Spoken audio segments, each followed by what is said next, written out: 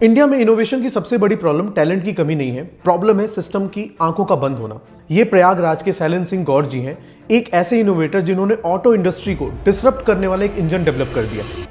Non conventional energy के director थे mister Santram, उनको मैंने सब बताया तो उन्होंने इतनी मोटी फाइल ला के रख दी मेरे पास। क्योंकि देख लीजिए ऐसे बहुत से प्रोजेक्ट आते हैं।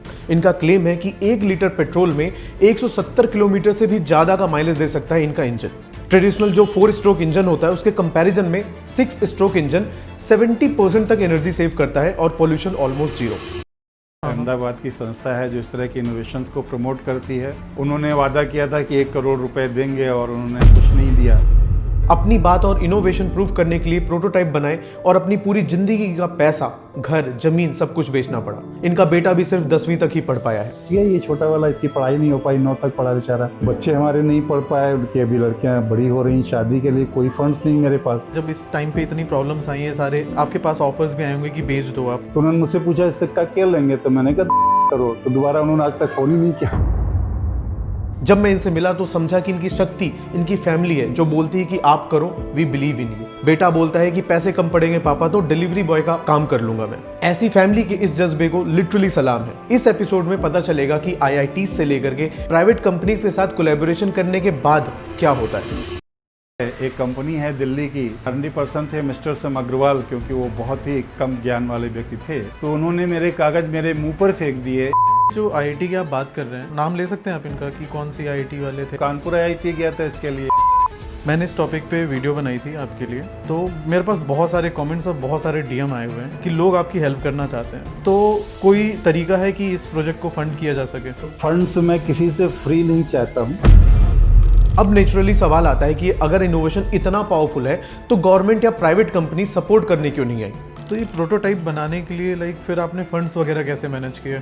चेक करने आया, मैंने उसको दिखाया करके कि न्यूज़पेपर के आधे पन्ने से मैं 14 लीटर पानी छत पे पहुंचा देता था। अभी की जो गवर्नमेंट है वो क्लेम करते हैं कि they promote innovation, they promote make in India, and recently वो कह रहे हैं ना कि बाहर से भी जो टैलेंट है वो भारत में आ जाओ, भारत में बनाओ, ये सब करो। तो आपके पास अभी तक कोई गवर्नमेंट की तरफ से आया हो कि भाई गवर्नमेंट सिस्टम में कुछ नहीं। अगर आपको ये कंटेंट पसंद आता है तो प्लीज सब्सक्राइब करिएगा। ये बिल्कुल फ्री ऑफ कॉस्ट है। इससे मुझे और भी मोटिवेशन मिलती है ऐसे अननोन टैलेंट्स को लेकर के आने के लिए और उनसे बात करने के लिए। चलिए सुनते हैं सैलन सिंह गौर जी को। बहुत बहुत स्वागत है आपका। मैं एक चीज़ सोच रहा था कि आपका जो करियर का पाथ रहा है, आपने बताया मुझे अभी हमारी बातचीत में कि आपने सेल्स एग्जीक्यूटिव के तौर पे काम किया और पूरा देश घूम रहे थे उसके बिहाफ में। तो फिर ये आइडिया कहाँ से आया कि इसमें कुछ चेंज करना है, इंजन बनाना है, और ये सारा आइडिया कहाँ से आया आपको? एक्चुअली लगभग 85 के आसपास मैंने फादर के कहने पर सिविल की तैयारी के लिए सोचा। अच्छा। लेकिन 89 में आकर के ये डिसीजन फाइनल हुआ कि मुझे सिविल दे देना चाहिए। उसका भी एक कारण था। हाँ। कि मैं जिस मकान में किराएदार था स्टूडेंट लाइफ में, हाँ। वहाँ पर एक सीनियर हुआ करते थे। एक दिन मैं सुबह उठा, बालकनी में खड़ा था। हाँ। तो सारे बच्चे वहाँ उठ करके उनको sir good morning, sir good morning. तो मुझे कम्पीट करने की बहुत आदत रही है। तो मुझे लगा सब लोग इनको नमस्कार कर रहे हैं और मैं खड़ा हूँ, मुझे कोई पूछ भी नहीं रहा है। तो ये बात है 89 नवंबर दिसंबर की। नवंबर की है शायद, क्योंकि दिसंबर में शायद फॉर्म भरे जाते हैं या जब भी सिविल के फॉर्म भरे जाते हैं IAS वगैरह के लिए। तो मैंने कहा मुझे भी करना पड़ेगा। उन्होंने प्री क्वालिफाई किया था, लोग उनको बहुत सम्मान दे रहे थे, तो मुझे लगा मुझे भी मिलना चाहिए। तो मैंने उस साल जो भी सिविल का फॉर्म निकला प्री टेस्ट के लिए वो मैंने फिल कर दिया। और लगभग दिसंबर से, क्योंकि मैंने कभी इस पर सोचा नहीं था और सब्जेक्ट मैंने लिया था हिस्ट्री, और जनरल नॉलेज होता है सब्जेक्ट के रूप में हिस्ट्री था। हिस्ट्री मैंने पढ़ी नहीं थी क्योंकि मैंने BSc किया था 83 में साइंस साइड से। PCM थे मेरे सब्जेक्ट, फिजिक्स, केमिस्ट्री, मैथ। तो नवंबर से दौड़ करके और जून में होने वाले, या मई में, जून में था एग्ज़ाम 3 जून को, वहाँ तक पहुँचना थोड़ा कठिन था। तो मैंने नवंबर से दौड़ना शुरू किया। दिसंबर फर्स्ट वीक या नवंबर लास्ट था ये। और उसके लिए जब मैंने विचार किया, चूँकि इनोवेटिव मेरा माइंड शुरू से रहा है कि इसको कवर कैसे किया जाए, तो मैंने एक अपनी आप से शर्त रख दी कि 17.5 घंटे पर डे मुझे पढ़ना है किसी कीमत में, और वीकली मैं इसका वैल्यूएशन करूँगा। 17.5 घंटे पर डे। बाकी समय में सब कुछ करना है, होटल में खाना खाने जाना, नहाना धोना, फ्रेश होना, सोना, सब कुछ उसी के बाहर होगा। 17.5 घंटा किताबों के साथ गुजारना है। और ये चीज़ मैंने दिसंबर से लेकर के 28 मई तक किया। 3 जून को एग्ज़ाम था, 28 मई तक एक भी दिन मेरा 17.5 की जगह पर 17 घंटे 25 मिनट नहीं हुआ कभी। 17.5 घंटे ही आपने पर पढ़ाई डे किया? का एवरेज। और वीकली वैल्यूएशन वेडनेसडे को मैं आधा दिन रखता था बाहर के कामों के लिए, बाकी कोई काम बाहर का नहीं करता था, खाना पीना सोना सब कुछ उसी में मैनेज था। हाँ हाँ और दूसरा मुझे स्ट्रेटजी बनानी थी कि भाई क्वालिफाई करना, दूसरे से कम्पीट करना है। हाँ। तो मैंने उसके लिए एनसीईआरटी की बुक्स ली और उनको इतना पढ़ डाला कि उसमें कुछ बचे नहीं, जो कुछ था उसमें मुझे सब पता था। जीएस की एक किताब लाए, मुश्किल से 200 पेज की रही होगी, सब कुछ उसका भी चार्ट किया मैं। और 28 मई को मैंने पढ़ना बंद कर दिया, क्योंकि उसमें जो मित्र थे उन्होंने कहा था कि अभी आप बहुत मेहनत मत करो, मैं आपको नोट्स दे दूंगा। फिर जब मार्च के करीब पहुंचे तो मैंने कहा सर नोट दे देते, मेरी कोई तैयारी नहीं है। कहेंगे नोट्स तो मैं बनाना भूल गया। मैं ये पहले से मान के चल रहा था कि ये नोट्स मुझे नहीं देंगे, तो मेरी तैयारी हो चुकी थी। मैं लगभग अप्रैल लास्ट आते आते ये जान गया था कि I am going to qualify this one. 28 मई से मैंने पढ़ना बंद कर दिया, फ्रस्ट्रेट सा घूमने लगा, कहीं चाय पी रहा हूँ, कहीं समोसा खा रहा हूँ। तो लोगों ने पूछा सर ऐसा क्यों कर रहे हैं, आप तो फ्री दे रहे थे। मैंने कोई तैयारी नहीं, तो मैं क्या कर सकता हूँ वहाँ पे, इसलिए टहल रहा हूँ, अब जाके बैठ जाऊँगा एग्जाम में। तो लोग खुश थे कि नहीं अब ये तो फेल हो जाएंगे। ये तो फेल हो गया। वो लोग रात को 2:30 बजे तक उस दिन भी पढ़ रहे थे जिस दिन एग्जाम था। फिर एग्जाम देने में गया तो उसकी एक स्ट्रेटजी बनाई कि 1.5 घंटे 2 घंटे का टाइम मिलता है पर सब्जेक्ट, 1.5 घंटे में मुझे सारे क्वेश्चन एक राउंड हल करना है। इसके बाद जो बचेंगे सेकंड राउंड 10 मिनट का दूंगा, अगर उसमें से कोई क्वेश्चन आता उसके लिए क्वेश्चन पेपर पर मार्क्स अलग से लगाए थे मैंने कि ये वाला मार्क का मतलब ये है, ये वाले मार्क का मतलब ये है। और 10 मिनट में दूसरा राउंड क्लियर किया। फिर जो क्वेश्चन बचे उनको एक ही कोई अक्षर A B C D 4 option थे, कोई एक ही सब भर दिया। तो पहले पेपर में मैं जब निकला हूँ तब मुझे कॉन्फिडेंस था कि 110 से तो ऊपर मेरे कंफर्म है सही क्वेश्चन 120 में से, और 2-4 जरूर आ जाएंगे जो मैंने टिक मार्क ऐसे ही कर दिया है रफ में। फिर दोपहर एक होती है, 2 घंटे का ब्रेक मिलता है 11 से 1 के बीच का। तो सब लोग किताबें इतनी इतनी ला करके पढ़ने में जुटे हुए थे। उनका एक साथ में था कोई बंदा जो उनके किताबें दे रहा था, ये वाली दो, उसका वो पेज दिखाओ। मैं एक गमछा लेके गया था, कोई किताब नहीं थी। Uttar Pradesh public service commission के लान में जो बगल में बंदा बैठा था, मैंने भाई मेरा तो बहुत बेकार गया, मुझे जगा देना, मैं सोऊंगा। तो उन्हीं सज्जन के आसपास मैं सो गया जो इतनी किताबें लेकर आए थे। हाँ हाँ। उसने मुझे 15 मिनट पहले जगा दिया। मैं गया, एक सिगरेट पी और थोड़ी सी चाय पी और एग्ज़ाम देने घुस गया। दूसरे वाले एग्ज़ाम में 1.5 घंटे के अंदर मैंने पहला राउंड ख़त्म किया, सेकंड राउंड 10 मिनट वाला ख़त्म किया, और मैं श्योर था कि 125 से ज़्यादा क्वेश्चन मेरे जीएस में सही हो चुके हैं। घर आए, सबने पूछा क्या हुआ, तो सबसे ज़्यादा क्यूरियोसिटी मेरे पास थी कि ये तो पक्का आउट होगा। हाँ। मैंने कहा सर मेरे तो बहुत अच्छे नहीं हुए, कल कितने हुए हैं? मैंने कहा सब्जेक्ट में मेरे 110 करीब सही हैं। उससे पहले वो बता चुके थे कि मेरे 96 हैं, किसी के 90 थे, किसी के 89 थे। मैंने कहा सर मुझे तो 110 का लग रहा है। तो उनका थोड़ा मूड अजीब हो गया। फिर जीएस का पूछा गया तो मैंने कहा 125 प्लस होना चाहिए, जितना हो एग्जैक्टली, लेकिन 125 से कम एक भी क्वेश्चन नहीं है। और रिजल्ट आए तो मेरा हो गया। फिर प्री में सफ़र शुरू किया तो एक और सज्जन मिल गए, वो शायद नेचर के भेजे हुए थे। उन्होंने बताया कि नहीं इसमें कहाँ जा रहे हो, इसमें कौन सी पहचान है, कहीं जा कर के नौकरी करेंगे तो आप गुलामी तो रह जाएंगे। मुझे थोड़ा सा आज़ाद ख्यालियत पसंद थी। हाँ हाँ। तो मैंने कहा छोड़ो, इसको भी नहीं करते। तो मैंने 89 के फर्स्ट प्री के टाइम ही, मतलब मेंस के एग्ज़ाम के टाइम ही मैंने छोड़ दिया था। बस ये हिंदी सब्जेक्ट था मेरा। लेकिन मैंने एग्ज़ाम देना छोड़ दिया फिर, और लोगों की मदद करने लगा कि शायद मुझे इस तरह के काम करने में अच्छा लगता है। हाँ हाँ। तो दूसरे लोगों की मदद की, शायद ये अब IAS बन जाए तो फिर हम अपना अथातो घुमक्कड़े जिज्ञासा पूरी करूँगा। हाँ। फिर उनमें से भी कोई नहीं बना, और 93 आते आते मेरी इच्छा घूमने की इतनी बलवती हो गई कि मैंने कोशिश करना शुरू किया कि भाई घूमा कैसे जाए। तो उसके लिए मित्र प्रकाशन और माया प्रेस का एक कंबाइंड यहाँ पर संस्थान था, उसमें मुझे सेल्स एग्जीक्यूटिव की नौकरी मिल गई। फिर मैंने पूरे भारत का भ्रमण किया। वहाँ पर जब मैं कांदला पोर्ट गया था तो वहाँ पर मुझे मेरा पहला आविष्कार विंड मिल या समुद्र से बिजली बनाने का कॉन्सेप्ट आया। अच्छा, ये बात ये 93-94 की बात है। ये 95 की बात है। अच्छा। 93 से ज्वाइन किया था, लेकिन कांदला पोर्ट का जब मुझे विजिट मिला तो वो 95 या 96 था। नक्तरना, भुज, मोरबी, जब मोरबी गया था तो वहाँ से कुछ दूर कांदला पोर्ट दिखता था, तो मैं अपना ब्रीफकेस लेके कांदला पोर्ट के लिए पैदल ही निकल पड़ा। तो बीच में कहीं एक बहुत बड़ा नाला टाइप का था, वहीं पर मेरे दिमाग में क्लिक कर गया कि यहाँ पर एक नई चीज़ डेवलप हो सकती है।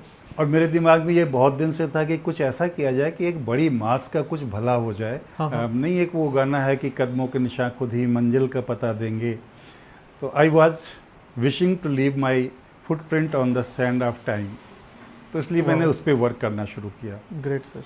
फिर 98 में मैंने पहला लेटर लिखा, उस समय राष्ट्रपति थे कलाम साहब को, अच्छा। कि विंड मिल में ये हो सकता है। मेरी विंड मिल 90% या 85% के बीच में कहीं एफिशिएंट थी, जबकि जापान की वेस्ट विंड मिल 38% एफिशिएंट होती है। तो मुझे लगा इसको लोग एक्सेप्ट करेंगे। 98% आपने जो मॉडल दिया था 85 to 90%। 85 to 90% Yes. एफिशिएंट थी। उसकी विशेषता ये थी कि उससे अगर हम हेलीकॉप्टर, जितने हेलीकॉप्टर हैं विंड मिल लगी होती है, ऊपर पंखे होते हैं, या आप ड्रोन बनाते हैं उसमें भी पंखे होते हैं। तो मैंने उसमें मॉडल दिया था कि इसका हेलीकॉप्टर वर्ल्ड का बेस्ट हेलीकॉप्टर होगा, क्योंकि अगर आप चाहें कि उसमें 10 लाख किलोग्राम लेके जाना है तो उसको आप ले जा सकते हैं। इसकी इतनी क्षमता थी। आप तूफान को कैद करना चाहते हैं, तूफान की एनर्जी को कैद कर सकते हैं। किसी ने सुना ही नहीं मुझे लगता था इंस्टीट्यूट से सुनेंगे मेरी बात को। किसी ने वहाँ से कोई रिप्लाई कहीं से रिस्पांस नहीं आते थे। मैं एक संस्था थी, हाँ। वहाँ गया था, नाम लेना शायद उचित नहीं होगा। अहमदाबाद की संस्था है जो इस तरह की इनोवेशंस को प्रमोट करती है। उन्होंने वादा किया था कि 1 करोड़ रुपए देंगे और उन्होंने कुछ नहीं दिया। मेरा कॉन्सेप्ट समझने के बाद कहने लगे कि नहीं, इसमें ये फॉल्ट है, वो फॉल्ट है, वही चकल्ला शुरू हो गया। तो मैंने उसको छोड़ दिया, जबकि उसका पेटेंट मैंने 2005 में अप्लाई कर दिया था। अच्छा। फिर मुझे आया दिमाग में कि भाई ये तो यहाँ इस पर कुछ नहीं हो रहा है, कोई सरल चीज़ बनाई जाए। हाँ। तो मैंने वास्ट मटेरियल से इलेक्ट्रिसिटी बनाने का प्रयास किया। उसके लिए मैंने उसका प्रोटोटाइप बनाया। यहाँ पर एक एग्रीकल्चर इंस्टीट्यूट है इलाहाबाद में, वहाँ मैं गया। उनके यहाँ से एक बंदा मेरे यहाँ चेक करने आया। मैंने उसको दिखाया करके कि न्यूज़पेपर के आधे पन्ने से मैं 14 लीटर पानी छत पे पहुँचा देता था। न्यूज़पेपर के आधे पन्ने से, एक पन्ना नहीं, एक का हाफ पेज आप मुझे देंगे, हाँ। और मैं 14 लीटर पानी इस छत पे पहुंचा दूंगा। तो मैंने उनसे कहा कि एग्रीकल्चर में तो इससे बहुत कुछ हो सकता है। सब जोसेफ थे या कुछ थे यहाँ पे इंस्टीट्यूट में। हाँ। तारीफ तो उन्होंने बहुत की, लेकिन किया कुछ नहीं। अब इससे आगे इन्वेस्ट करने की मेरे पास क्षमता नहीं थी। तारीफ किया, लेकिन कोई फंडिंग, कुछ सपोर्ट नहीं। दोबारा फ़ोन तक नहीं किया उन्होंने। मैंने फ़ोन किया तो उठाया नहीं। तो मुझे लगा अब यहाँ भी कुछ नहीं हो सकता है, क्योंकि प्रोटोटाइप के आगे जाने में बहुत इन्वेस्टमेंट चाहिए, और तब इतनी दुनिया नहीं थी इस तरह की। ये सोशल मीडिया नहीं था, कोई प्लेटफॉर्म इस तरह के नहीं थे। इसमें मैं गया था एक बार, गवर्नमेंट के नॉन कन्वेंशनल एनर्जी के डायरेक्टर थे मिस्टर संतराम। वो शायद अब दुनिया में ना हो, उसी समय काफ़ी बुजुर्ग थे, हों तो बहुत अच्छी बात है जी। उनको मैंने सब बताया। तो उन्होंने इतनी मोटी फाइल ला के रख दी मेरे पास, क्योंकि देख लीजिए ऐसे बहुत से प्रोजेक्ट आते हैं। मैंने कहा सर ये वो नहीं है। मैंने थोड़ी देर पढ़ा, आधा घंटे, मुझे फाइल का पता चल गया इसमें क्या लिख रखा है। तो मैंने कहा सर ये चीज़ नहीं है, इनमें और मेरे में बहुत बड़ा अंतर। ये सब 38% भी एफिशिएंट नहीं, और मैं 90% या 85% एफिशिएंट दूंगा।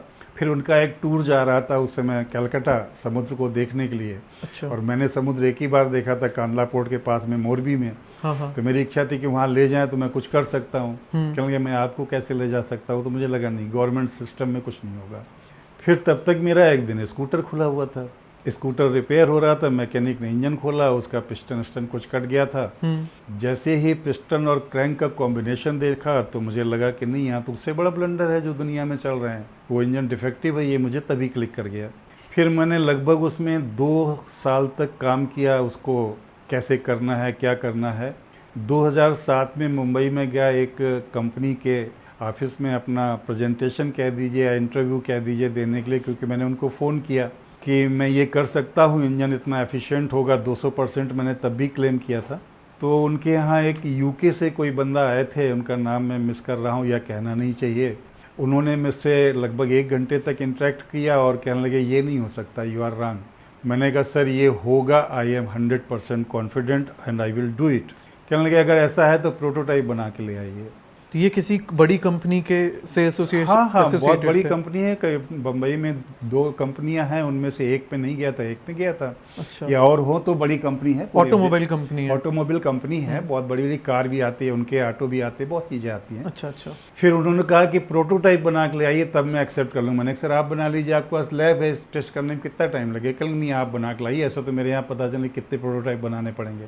मैंने कहा ठीक है, मैंने चैलेंज एक्सेप्ट किया। वहाँ से मैं आया तो मैं गया मोतीलाल नेहरू इंजीनियरिंग कॉलेज में, वहाँ प्रोफेसर अनुज जैन मेरे परिचित थे, associate professor. Motilal Nehru MNIT, हाँ, MNIT, Motilal Nehru Allahabad, national institute of technology Allahabad.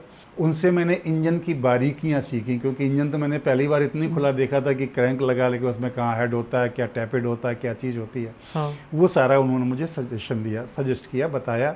और साथ में उन्होंने एमटेक के बच्चे से एक कैलकुलेशन कराया इस पे पर हाफ डिग्री कि इतना फ्यूल डालेंगे तो क्या रिजल्ट आएगा। उस कैलकुलेशन में उन्होंने मुझे जो रिजल्ट दिए वो 200% का मार्जिन था। मतलब अगर एक गाड़ी में 1570-60 कुछ जूल्स एनर्जी कन्वर्ट होती थी फ्यूल में of the same amount of the fuel, तो मेरे में वो 3700 कुछ जूल्स थे। उसमें 6% कॉमन फ्रिक्शन होता है, अगर दोनों का 6% निकाल दें तो लगभग 200% का मार्जिन था। वो कैलकुलेशन भी मैंने भेजे उसी कंपनी का जहां मुंबई में मैं होके आया था। हाँ हाँ। और प्रोटोटाइप फिर बनाने लगा मैं। कैलकुलेशन को भी उन्होंने रिजेक्ट कर दिया कि ये डिफेक्टिव है। कैलकुलेशन के बारे में मैं बहुत नहीं जानता था, मैंने सोचा डिफेक्टिव होंगे। मैंने प्रोटोटाइप बनाना शुरू किया। ये बात है 2007 में किसी टाइम में, और 2008 के मार्च अप्रैल में मैंने प्रोटोटाइप बना डाला। तो ये प्रोटोटाइप बनाने के लिए लाइक फिर आपने फंड्स वगैरह कैसे मैनेज किए? पहले फंड जो प्रोटोटाइप पहला बनाया था वो मैंने अपनी मदर इन लॉ से कर्जा लिया था, वो अभी भी पड़ा है मेरे पास। अच्छा। तो उस पैसे में और दौड़ भाग करके यहीं लोकल बनवा लिया था। लगभग कितना लगा होगा सर उसमें खर्चा प्रोटोटाइप? पहला उस टाइम पे प्रोटोटाइप बनाने में मुझे लगता है कि मैंने 1-1.5 लाख में बना लिया था, फर्स्ट वाला जो बाहर खड़ा हुआ है। अच्छा अच्छा। फिर तो सर आपने 2007-8 में बनाया था, उस समय आपने 1-1.5 लाख लगाए थे। कम महंगा मतलब था वो, तो हाँ, काफ़ी अमाउंट हो जाता था। हाँ। फिर उस प्रोटोटाइप को लेकर के मैं यहाँ टेस्ट कराने के गया, तो वो प्रोटोटाइप हज़ारों बार मैंने सड़क पर चलाया और वो 120 का इलाहाबाद के फ्यूल्स में एवरेज देता था। लेकिन यहाँ पर मोतीलाल नेहरू इंजीनियरिंग कॉलेज ने मुझे उसे टेस्ट करके, सब डरते हैं दुनिया से, हाँ हाँ। तो उन्होंने जो मुझे सर्टिफिकेट दिया, मेरे पास रखा है अभी, उसमें उन्होंने 98 किलोमीटर ऑन रोड दिया सर्टिफिकेट टेस्ट करके, जबकि वो 120 कोई टेस्ट करता सबको मिलता था। लेकिन माना मैंने, उन्होंने 98 दिया, ये भी हिम्मत की बात थी उस समय। और नीचे लिखा उन्होंने सर्टिफिकेट कि you can not show this certificate for any authentication. अच्छा। हाँ, वही डर है। नहीं, वो अपनी जगह सही थे। हाँ। ट्रेड जब तक उस पर क्या नाम है टेस्टिंग बेड पर ये नहीं टेस्ट होते, तब तक उन्हें ये कहने का अधिकार नहीं। मान लीजिए आपने अंदर कोई जुगाड़ सेट कर रखी हो, दे डोंट नो, और उसके बाद उनकी क्रेडिट फंस जाए, तो मैं उनको सही मानता हूँ। फिर उसके बाद मैंने सोचा कि इसकी अगर टेस्टिंग करा दूं किसी संस्था में तो मिल सकता है, मुझे एक्सेप्टेंस मिल सकती है। क्योंकि उससे पहले मैं जब प्रोटोटाइप बन गया और सड़क पर टेस्ट हुआ, तो मुझे लगता है कि काफ़ी IITs में मैं गया। एक IIT मेरे करीबी है, उन्होंने लिख करके दिया कि ये रिजल्ट नहीं हो सकते, और मुझे उस समय एक प्रमोटर मिले हुए थे, डॉक्टर सचान हैं यहाँ पे। अच्छा। जब IITian ने लिख दिया, वहाँ के मतलब मैकेनिक, उसके ऑटोमोबाइल के हेड ने, कि इसमें ये रिज़ल्ट नहीं आ सकते हैं, तो फिर वो भी निराश हो गए और वो मुझसे विड्रॉ हो गए। फिर मैंने वो जब प्रोटोटाइप सड़क पर चला लिया और मुझे और कॉन्फिडेंस आ गया, तो मैंने उनसे ये भी लिखा कि सर इसको अब टेस्ट करके कुछ भी कह दीजिए, गलत है, रिजल्ट सही है। कहेंगे मैं नहीं कर सकता, मैं तो 2 महीने में रिटायर होने वाला हूँ। मेरे सर यहाँ पे 2 सवाल थे कि ये जो IIT की आप बात कर रहे हैं, हाँ। तो ये IIT मतलब नाम ले सकते हैं आप इनका कि कौन सी IIT वाले थे? आपको ऑब्जेक्शन ना हो तो मैं बता दूंगा, मुझे नहीं, क्या नहीं, ऑब्जेक्शन है। मुझे वो कोई तो अगर objection लेना नहीं, सर। गलत है तो मैं छुपा रहा हूँ, नहीं तो कानपुर IIT गया था इसके लिए। कानपुर IIT गए थे? हाँ हाँ। और वहाँ पर पुंडीर सर थे, मैकेनिकल का नाम स्वामी कोई थे या क्या थे, तो उन्होंने पुंडीर सर के पास भेजा। पुंडीर सर ने लिख के दिया कि रिजल्ट नहीं आ सकते हैं। फिर मैं IIT दिल्ली गया, वहाँ पर सुब्रमण्यम सर थे उस समय 2011 में। तो उन लोगों ने सर आपसे ये नहीं बोला कि हमें लाइव टेस्ट करके दिखा दीजिए, क्योंकि ये तो मैं तो बाइक लेके गया था, और उन्होंने बोला कि ये आ ही नहीं सकते, मैं कुछ कर ही नहीं सकता हूँ। अच्छा। एलन दास सर से मिले, जो ऑटोमोबाइल में बहुत फेमस थे। हाँ। मैं उनके घर पे गया, वो इंस्टीट्यूट में नहीं आए थे। हाँ। तो एलन दास सर ने दरवाज़ा भी नहीं खोला, गेट के अंदर ही से बोले कि इसमें मैं क्या कर सकता हूँ। मैंने कहा सर टेस्ट कर लीजिए, सिर्फ जो कहना चाहें कह दीजिए कि इसमें कोई रिजल्ट है कि नहीं। मैं सड़क पे 120 ले चुका हूँ, हाँ। लेकिन मैं कैसे कर सकता हूँ। तो मेरे पास तो इसका कोई उत्तर नहीं था। तो फिर मैंने सोचा, और लोगों ने कहा मुझसे कि इसको आप किसी जो टेस्टिंग लैब्स हैं उनमें टेस्ट करा दीजिए। तो मैंने पता किया, तो पता चला यहाँ पर एक ICAT मनेसर है और एक और संस्था है, उसका भी कहिए तो नाम ले दूँ। नहीं, मुझे कोई दिक्कत नहीं सर, आप जिसमें कंफर्टेबल हो आप हाँ, बता मुझे सकते हैं। लगता है कि ऐसा ना हो कि कोई निगेशन हो जाए। हाँ, तो वही आप avoid संस्थाएं कर हैं, सकते हैं। चूंकि मैंने ICAT में टेस्ट नहीं कराया तो दूसरी अपने आप हो गई। सर इसमें अगर आप इंडिविजुअली ऑर्गेनाइजेशन में आप टेस्ट कराने जाते हैं तो आपको चार्ज देने पड़ते होंगे? उस समय मुझे लगता है कि 3 लाख से कुछ ज़्यादा उनका चार्ज था, या 2,80,000 था टेस्ट कराने का, प्लस और जाने आने खर्चे 4 लाख मैंने टोटल खर्च किया था। और उन्होंने जो रिजल्ट मुझे दिए, तो चूंकि उनका जो बंदा टेस्ट कर रहा था, उसमें भी एक स्टोरी अगर आप सुनना चाहें, हाँ, बहुत मज़ेदार है। बताइए सर। जैसे मैंने मैं आज बस रेफरेंस के लिए पूछ रहा हूँ, ये आप किस ईयर की बात कर रहे हैं? 2011 में, जब आप लैब टेस्ट कराने गए ऑर्गेनाइजेशन में प्रॉपर। हाँ, 2011 हो सकता है या 10 का लास्ट, मोस्ट प्रोबेबली 11 अच्छा। था, 100% श्योर हूँ 11 था। तो ये उस टाइम की कहानी है। हाँ, तो उस समय उन्होंने कहा कि आज मुझे आप बाइक देंगे 4 बजे, इसे मैं शोकिंग के लिए रखूंगा, जिसे फ्रीजिंग कहते हैं, बाइक की भाषा में शोकिंग कहते हैं। कल सुबह 9:15 बजे आ जाइएगा, हम 9:30 बजे टेस्टिंग शुरू कर देंगे, या 9:30 पे आ जाइएगा। 10 बजे फ्रीजिंग भी थोड़ा अगर एक्सप्लेन कर देना, लोगों को पता नहीं होगा कि सोकिंग या फ्रीजिंग। सोकिंग का मतलब होता है कि उसे फ्रीज करते हैं, जैसे रेफ्रिजरेटर में रखते हैं। हाँ। ऐसे उसको ठंडा करते हैं कि जब पहली बार स्टार्ट करते हैं तो रियल पोल्यूशन उन्हें मिल जाए। ओके, इसलिए उसे सोकिंग कहते हैं। ओके। तो उन्होंने मुझे बुलाया था 9:30 बजे संभवतः, कि आप यहाँ आएंगे, 10 बजे हम टेस्टिंग शुरू कर देंगे, फिर आप कंप्लेन नहीं करेंगे, हम आपके सामने टेस्ट करेंगे। डन। 1:30 बज गया, उनके गेस्ट रूम में बैठे बैठे मुझे किसी ने बुलाया ही नहीं। हाँ हाँ। तो मैंने कंप्लेन की कि भाई मुझे क्यों नहीं बुला रहे हैं। कहने लगे कि हमारी जो पोल्यूशन टेस्ट करने वाली मशीन है वो ख़राब हो गई है, और इसके लिए मैसूर से इंजीनियर आ रहा है, वो प्लेन में बैठ चुका है, जब वो ठीक करेगा तब हम आपकी बाइक टेस्ट करेंगे। मैंने कहा सर अगर इजाज़त हो तो मैं कुछ कह दूँ। कल बताइए। मैंने कहा आपकी मशीन नहीं ख़राब है, मेरी गाड़ी में पोल्यूशन नहीं है, इसलिए वो ख़राब लग रही है आपको। कल क्या? मैंने कहा टेस्ट करके देख लीजिए। फिर उन्होंने 1:30 बजे टेस्टिंग शुरू की, पोल्यूशन था ही नहीं। हालांकि उन्होंने जो रिपोर्ट दी उसमें कुछ उल्टा सीधा लिखा है। अच्छा। लेकिन पोल्यूशन नहीं था। इसको मैंने सड़क पर टेस्ट करा के देखा था, कोई टेस्ट कर सकता था।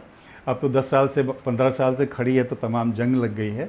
फिर उन्होंने जब टेस्ट हो रहा था तो उनके एक बंदे से मैंने पूछा, जो बैठा था इंजीनियर उनका, अब बेचारे के नौकरी का अगर खतरा ना हो तो नाम नहीं ले सकता हूँ, उससे मैंने कहा कि इस समय क्या रिजल्ट चल रहे हैं। जब माइलेज टेस्ट हो रहा था उसने कहा 122 अभी आया। वो एक्सीलेटर बढ़ाते जाते कुछ करते हैं, हाँ हाँ। सेटिंग होती है। 122 उसने जैसे कहा और अपने किसी को बंदे को बुलाया, वो पेन से ऐसे इंडिकेट कर रहा था, इंडिकेट कि अच्छा। देखिए ये रिजल्ट है, ये रिजल्ट है।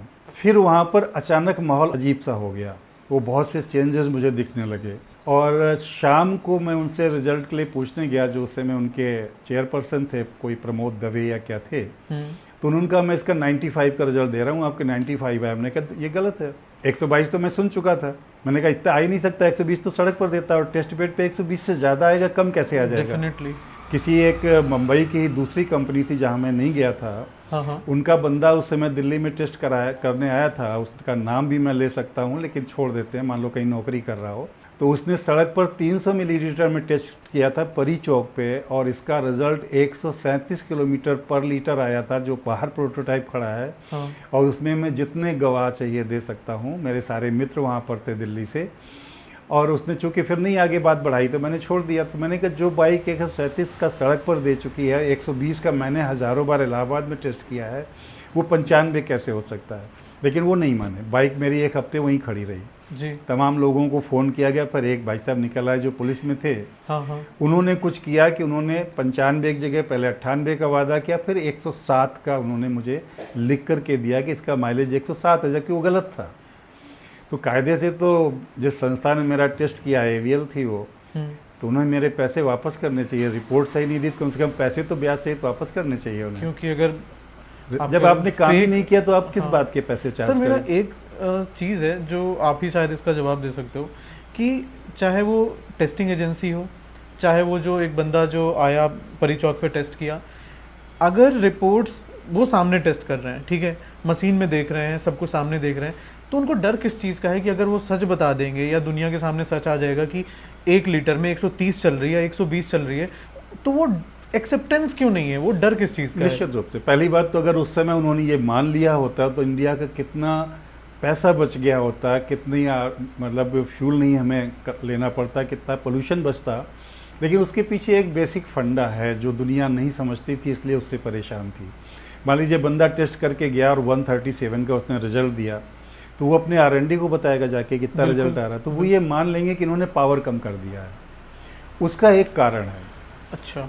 1824 में जब स्टीम इंजन के लिए फार्मूला बनाया गया कि इनकी एफिशिएंसी क्या होगी, तो Carnot sir, Kelvin sir, Clausius sir, हाँ हाँ। कार्नाट सर ने शब्दों में उसे कहा कि टेम्परेचर ऑफ द कंबशन और टेम्परेचर जो मतलब हीट सिंक हुआ और टेम्परेचर जहाँ पर वो हीट जा रही है, उस हीट के बीच में जो कंज्यूम हो गया वो एफिशिएंसी है। ये उन्होंने कहा भाई जो कंज्यूम हुई वही तो efficiency हुई। इसको जो फार्मूले के रूप में आया, किसने किया मैं नहीं जानता हूँ, तो वो हो गया कि efficiency is equal to 1 minus TC upon TH, जिसमें TH है कंबशन का टेम्परेचर और TC है, होना कुछ और चाहिए था उसमें, चूंकि उस समय उत्तर नहीं उपलब्ध थे, डिज़ाइन नया ऑप्शन नहीं था, डीजल इंजन भी नहीं आया था, तो कैल्विन सर ने 1950 में इसमें एक इंसाइट जोड़ दी कि TC is the ambient temperature, जो गलत थी। एम्बिएंट टेम्परेचर मतलब एटमॉस्फेयर का टेम्परेचर। अब उसमें एक शर्त लग गई कि अगर एफिशिएंसी बढ़ानी है इसीलिए तो टेम्परेचर को एम्बिएंट के कम करना पड़ेगा।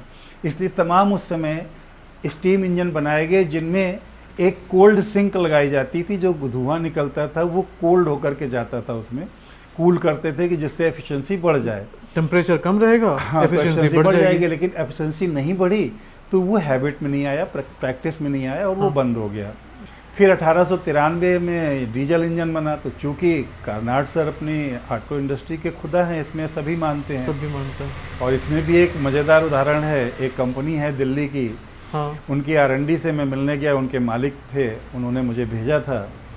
तो R&D ने कहा, R&D पर्सन थे मिस्टर सम अग्रवाल, क्योंकि वो बहुत ही कम ज्ञान वाले व्यक्ति थे, तो उन्होंने मेरे कागज़ मेरे मुंह पर फेंक दिए और कहने लगे कि आप ऑटोमोबाइल के भगवान को चैलेंज कर रहे हैं, Karnad is the God of the automobile industry. मैंने वो कहा कि नहीं सर, आई एम 100% श्योर। कहने लगे मैं नहीं मानता हूँ। मैंने कहा सर अपना ईमेल दे दीजिए। फिर उनसे बहुत दिनों तक मेरा ईमेल पर लिखा पढ़ी हुई, तो लास्ट में उन्होंने लिखा कि और मेरे साइंस की नॉलेज इंटर स्टैंडर्ड की है, मैं समझ नहीं पाया, हो सकता है आप और ज़्यादा सही हो। लेकिन तब तक मैं वहाँ से आ चुका था और मेरा टेस्ट ख़त्म हो गया था कि एक कदम पे रोक रहे हैं, अगला कोई दूसरा कदम होगा। फिर मैं एक कंपनी में, उसी समय ऑफ़र आ गया, पंजाब की एक कंपनी है जो डीजल की चीज़ों पर काम करती है, बड़ी कंपनी है। हाँ हाँ, उनका नाम मैं नहीं लूँगा क्योंकि वो डायरेक्ट हो जाएगा, ठीक नहीं है। ठीक है। तो उन्होंने कहा, उनसे हमारी बात थी, वो मिले, गले मिले, कहने लगे वाह हम दोनों की कंपनी रहेगी, हम मिलके इस पे काम करेंगे। उनके मालिक मिले आपसे? मालिक मिले, अच्छा, गले मिले। और वो बहुत काफ़ी बड़ी कंपनी है, ऐसा? बहुत बड़ी कंपनी है, पंजाब की हमारी सबसे बड़ी कंपनी होगी। किल बनाते हैं, व्हीकल्स बनाते हैं वो? हाँ हाँ, ओके। एग्रीकल्चर व्हीकल्स पर ज़्यादा उनका होल्ड है। तो उन्होंने मुझसे ये कहा था कि आप इसमें दो डिज़ाइन है, एक डिज़ाइन मेरी बाहर खड़ी है पेट्रोल की, जो 137 का एवरेज दी थी, और जो अब बना रहा हूँ पेट्रोल में ये लगभग 200 प्लस का एवरेज देगी। डीजल में बाहर एक प्रोटोटाइप रखा है जिसने उस समय 25% का मार्जिन दिया था, और जो फाइनल बनेगा वो पेट्रोल के पैरेलल होगा, एनर्जी कंटेंट के डिफरेंस को छोड़कर, बाकी चीज़ें सब पैरेलल हो जाएंगी। अच्छा। डीजल चूँकि पहले से जो मैंने किया है, हाँ, इसी को पहले से कर रहा है डीजल इंजन। उसको आपको मालूम होगा कि वो जब कंबशन करते हैं तो TDC पर जाके उनका ब्लास्ट करता है फ्यूल, क्योंकि इंजेक्ट करते हैं आप 20 डिग्री पहले, उसमें इग्निशन नहीं होता है। TDC टॉप डेड सेंटर, जहाँ पर पिस्टन सबसे ऊपर खड़ा होता है। मैं चाहता हूँ ना कि क्योंकि बहुत सारे लोग ना नॉन साइंस बैकग्राउंड के होंगे तो उनको समझ में नहीं आएगा। जो पिस्टन की सबसे मैक्सिमम ऊंचाई होती है वहाँ पर डीजल में ब्लास्ट होता है, और पेट्रोल इंजन में पहले ब्लास्ट होता है 20 डिग्री पहले उस टॉप डेड सेंटर के। तो डीजल इंजन का जो पावर होता है, जो प्रेशर होता है पिस्टन के ऊपर, वो 0 डिग्री पर ब्लास्ट होने के बाद 5-7 डिग्री 10 डिग्री आगे तक कैरी हो जाता है। हाँ। तब हीट एनर्जी बाहर जाना शुरू करती है, क्योंकि मिली सेकेंड्स के खेल होते हैं उसमें, इसीलिए ज़्यादा एफिशिएंट है। एट द मोमेंट अगर पेट्रोल इंजन 26% एफिशिएंट है तो डीजल इंजन लगभग 35% एफिशिएंट है। इसी कारण से उसी को मैंने और बड़ा कर दिया। जो डीजल इंजन है चूँकि वो पहले से एफिशिएंट है, इसलिए ए डिज़ाइन में कम रिजल्ट देते हैं। तो बाहर जो प्रोटोटाइप बना रखा है, आप बाद में फ़ोटो ले सकते हैं, वो 2011 में मैंने उसी कंपनी के लिए बनाए थे। एक प्रोटोटाइप कन्वर्ट किया, एक ओरिजिनल इंजन बनाया, और अल्टरनेटर लगा करके उसको घर पे सैकड़ों बार टेस्ट किया। जब उस कंपनी ने बार बार मेरे साथ खेल करने लगी कि किसी तरह इनकी टेक्निक मिल जाए, हमारा उनका तय ये हुआ था। तो वो ऐसा आपसे क्यों चाह रहे थे? ताकि वो आपसे डिज़ाइन समझ लें? मैं बता रहा हूँ। 2011 में मेरी दूसरी डिज़ाइन जो ये प्लेट लगी हुई है पेटेंट नहीं थी। तो मैं उनको इसको डिस्क्लोज नहीं कर सकता था। ओके। तो उन्होंने क्या इसमें प्लानिंग की कि उनके यहाँ मेरा 2.5 साल तक लगभग हफ्ता 10 दिन में टेस्टिंग होती थी प्रोटोटाइप बनने के बाद। हाँ। तय ये हुआ था कि अगर ए डिज़ाइन में रिजल्ट 25%, 20%, 30% आ जाएंगे हाँ हाँ। तो हम आप डील करेंगे और हम फिर इस पर फाइनल पर जाएंगे। तो वो उसके रिजल्ट नहीं आने देते थे। कभी अपने कंप्यूटर में छेड़खानी करते थे जहाँ पर टेस्ट बेड में कंप्यूटर लगे होते हैं, कभी वो इंजन का एक पिन एक दिन निकाल दिया, उससे रिजल्ट नहीं आए। मैकेनिक आए, मुझे कह दिया गेस्ट रूम में बैठो जाके। मेरा एक लड़का वहीं खड़ा था, कहेंगे सर कोई चीज़ कर रहे हैं, देखिए क्या हो रहा है। हमारे साथ 3-4 लोग रहते थे और मैं उनका बहुत अच्छा गेस्ट था। सर मुझसे रोज़ ही मिलते थे, कहते थे हमारी आपकी कंपनी है, ये R&D बदमाशी कर रही है। तो फिर एक दिन R&D पर्सन से एक मैंने पूछा तो कहने लगे ऊपर से ही फ़ोन आता है कि रिजल्ट नहीं देने हैं। मैं देखने गया तो उसके अंदर से एक पिन निकाल के टूटी हुई डाल रहे थे। ये क्यों डाल रहे हो? जहाँ पर ये प्लंजर काम करता है, इनका जो स्पीड को गवर्न करता है गवर्नर का, वो उसको मैनिपुलेट कर रहे थे। लेकिन रिजल्ट उन्होंने कभी नहीं दिए। एक दिन धोखा खा गए। एक लास्ट लैब में मेरा टेस्ट हो रहा था, शायद उनको मैसेज आना संभव नहीं हो पाया। तो उस बंदे ने टेस्ट किया और मुझसे बोला सर मिठाई मंगाई है। मैंने क्यों, क्या हो गया? कहेंगे 32% रिजल्ट हैं। ये बात उसने अपने सीनियर किसी को बताई, किसको बताई मैं नहीं जानता हूँ, R&D हेड को बताई होगी डेफिनेटली। थोड़ी देर में बाहर से एक दौड़ता हुआ लड़का आया, राहुल नाम का। ये कैसे हो गया? नहीं कहूँगा क्या हुआ, टेस्ट किए? कहूँगा हाँ। तो उन्होंने कहा कि इतने रिजल्ट है, देखे जरा क्या क्या किया, सेटिंग क्या है। अंदर गया, कुछ उसने किया, रिजल्ट 22% माइनस हो गए। जिस चीज़ को मैं 100 बार चेक कर, मैंने उनसे एक शर्त रखी कि मैं अपने इंजन लेके आऊँगा। मैंने प्रोटोटाइप बना लिया। मैं बीच में 2-3 महीने के लिए लौटा और मैंने प्रोटोटाइप बना दिया अपना, जब बीच में गैप मिलता था जी।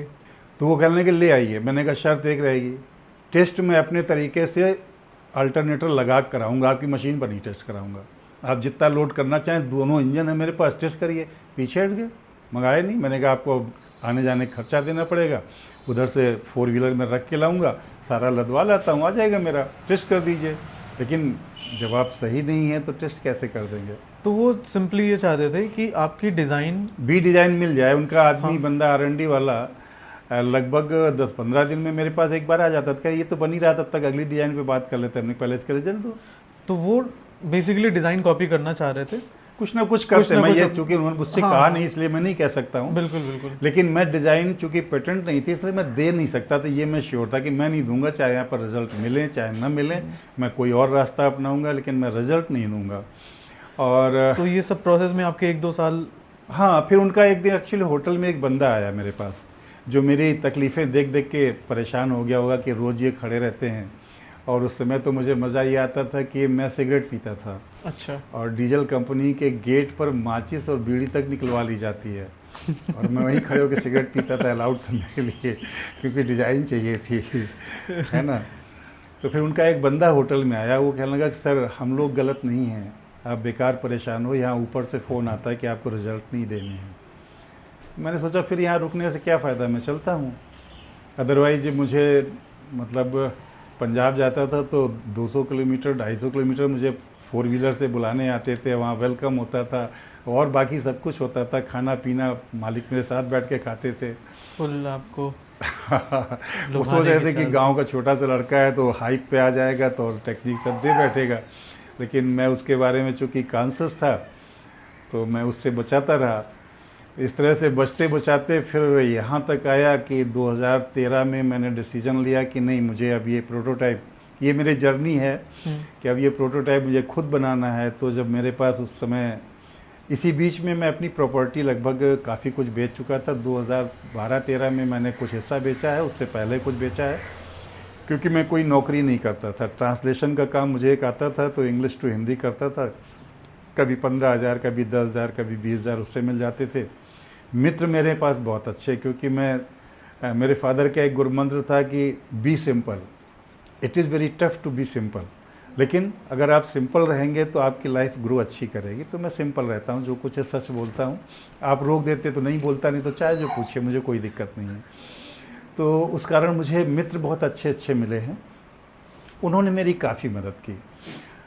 2013 में एक सर थे हमारे, मुस्लिम सर थे, उन्होंने मुझे पहली बार इस पे फाइनेंस किया। तो प्रोटोटाइप बनाने के लिए 2016 में मेरा या 17 में प्रोटोटाइप जब बना, 16 में, उसको जब मैंने टेस्ट किया पहली बार तो उसमें ये प्लेट मैं लगा नहीं पा रहा था, तो उसमें रिजल्ट नहीं आ रहे थे। इस प्लेट पे मैंने 2-3 साल वर्क किया, फिर ये प्लेट क्लियर हो गई तो उसका 17 में ही पेटेंट करा दिया था। फिर मुझे ये लगा कि एक BHU में प्रोग्राम चलता था उस समय, पोस्ट प्री पैंडेमिक, उसमें वो कृषि के लिए कोई प्रोग्राम था। वहाँ एक सर थे, उन्होंने कोऑपरेट किया कि आप यहाँ जाइए, यहाँ से कुछ फंड दिला देंगे जी। क्यों, तो उन्होंने मुझे लगभग 6 महीने तक कहा आप आइए। मैं जाता था यहाँ से बनारस में, उनको अटेंड करता था, लेकिन वो एग्रीकल्चर पे था। एक तो मेरा टेस्ट नहीं आता, तो वहाँ रोज़ गोबर खाद और इस सब की बात होती थी। मेरा उसमें कोई एक्सपर्टाइज नहीं थी, बर्मी कंपोस्ट और क्या क्या इसी बोलना होता था, मैं क्या बोलता उसमें। उन्होंने कहा था एग्रीकल्चर में आपका डीजल इंजन के ऊपर आ सकता है तो मैं फ़ंड दिलवा दूंगा। लेकिन फिर पेंडेमिक आ गया तो वो जाना बंद हो गया, और वहाँ की व्यवस्था देख के कि IIT है वहाँ पर, किसी ने कभी मुझसे कोई संपर्क ही नहीं किया, वो गोबर खाद ही चलता रहता, तो मुझे उसमें टेस्ट नहीं आता था।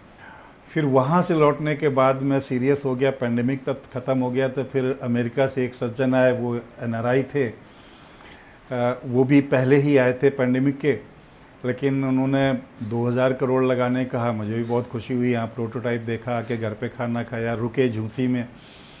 लेकिन पेंडेमिक में उनकी कंपनी ख़राब हो गई, या उन्हें भी किसी से पूछा होगा। ज़्यादातर क्या होता है कि जो लोग मेरे साथ चलना चाहते हैं वो किसी R&D वाले से पूछते हैं कि भाई ये पॉसिबल है, तो कहता नहीं पॉसिबल है, क्योंकि वो सब कार्नाट सर से ऊपर जा ही नहीं सकते हैं। कर्नाट सर भगवान है। हाँ, भगवान है, और कैल्विन क्लाउसेस भगवान है, तो उससे आगे सोचना संभव नहीं। कार्नाट सर अपनी जगह मैं कह रहा हूँ कि 100% सही थे। बिल्कुल। कैल्विन सर से थोड़ी सी मिस्टेक हो गई उस समय, लेकिन उस समय का माहौल दूसरा था, सोशल मीडिया नहीं था, AI नहीं था, कंप्यूटर नहीं था, तो सारी चीज़ें समझ पाना, कैलकुलेट कर पाना, और इसमें भी उस चीज़ को सिद्ध करने के लिए कि कैल्विन सर ने जो कहा वो गलत है। मैं भी ये सोचा करता था कि जब इसमें ये लिमिटेशन है तो मेरे रिजल्ट उतने आएंगे कैसे, क्योंकि 200% का मतलब मोर देन 80% हो रहा है, तो 200% बढ़ेगा कैसे। तब मुझे नहीं मालूम था कि कैल्विन सर की मिस्टेक है। अभी जब ये 2024 में मेरा प्रोटोटाइप बन गया, इसको सड़क पर चलाया, इसमें 176 किलोमीटर का रिज़ल्ट आ गया, तो एक दिन अचानक मैं इसके साइलेंसर को छुआ। साइलेंसर पे ऐसे उल्टा हाथ रख दीजिए, वो ठंडा रहता है, चाहे सड़क से चल के आया हो, चाहे घर में 4 घंटे, फिर तो कई बार करने लगता हूँ जब क्वेश्चन आ गया।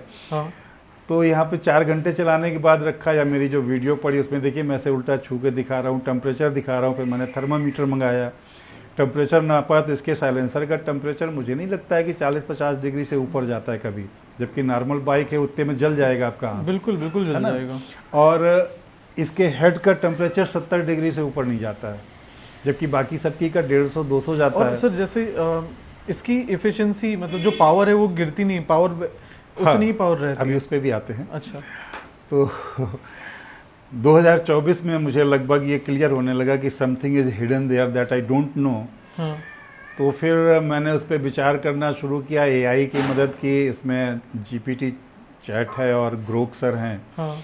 ग्रोक सर वैसे तो बहुत गुस्सैल हैं, तो एक दिन उनसे ये कहलवाने में कि कैल्विन सर गलत थे, मुझे 7 घंटे सुबह 7 बजे मैं जुटा उनसे लड़ने मित्रवत लड़ाई में। जी जी।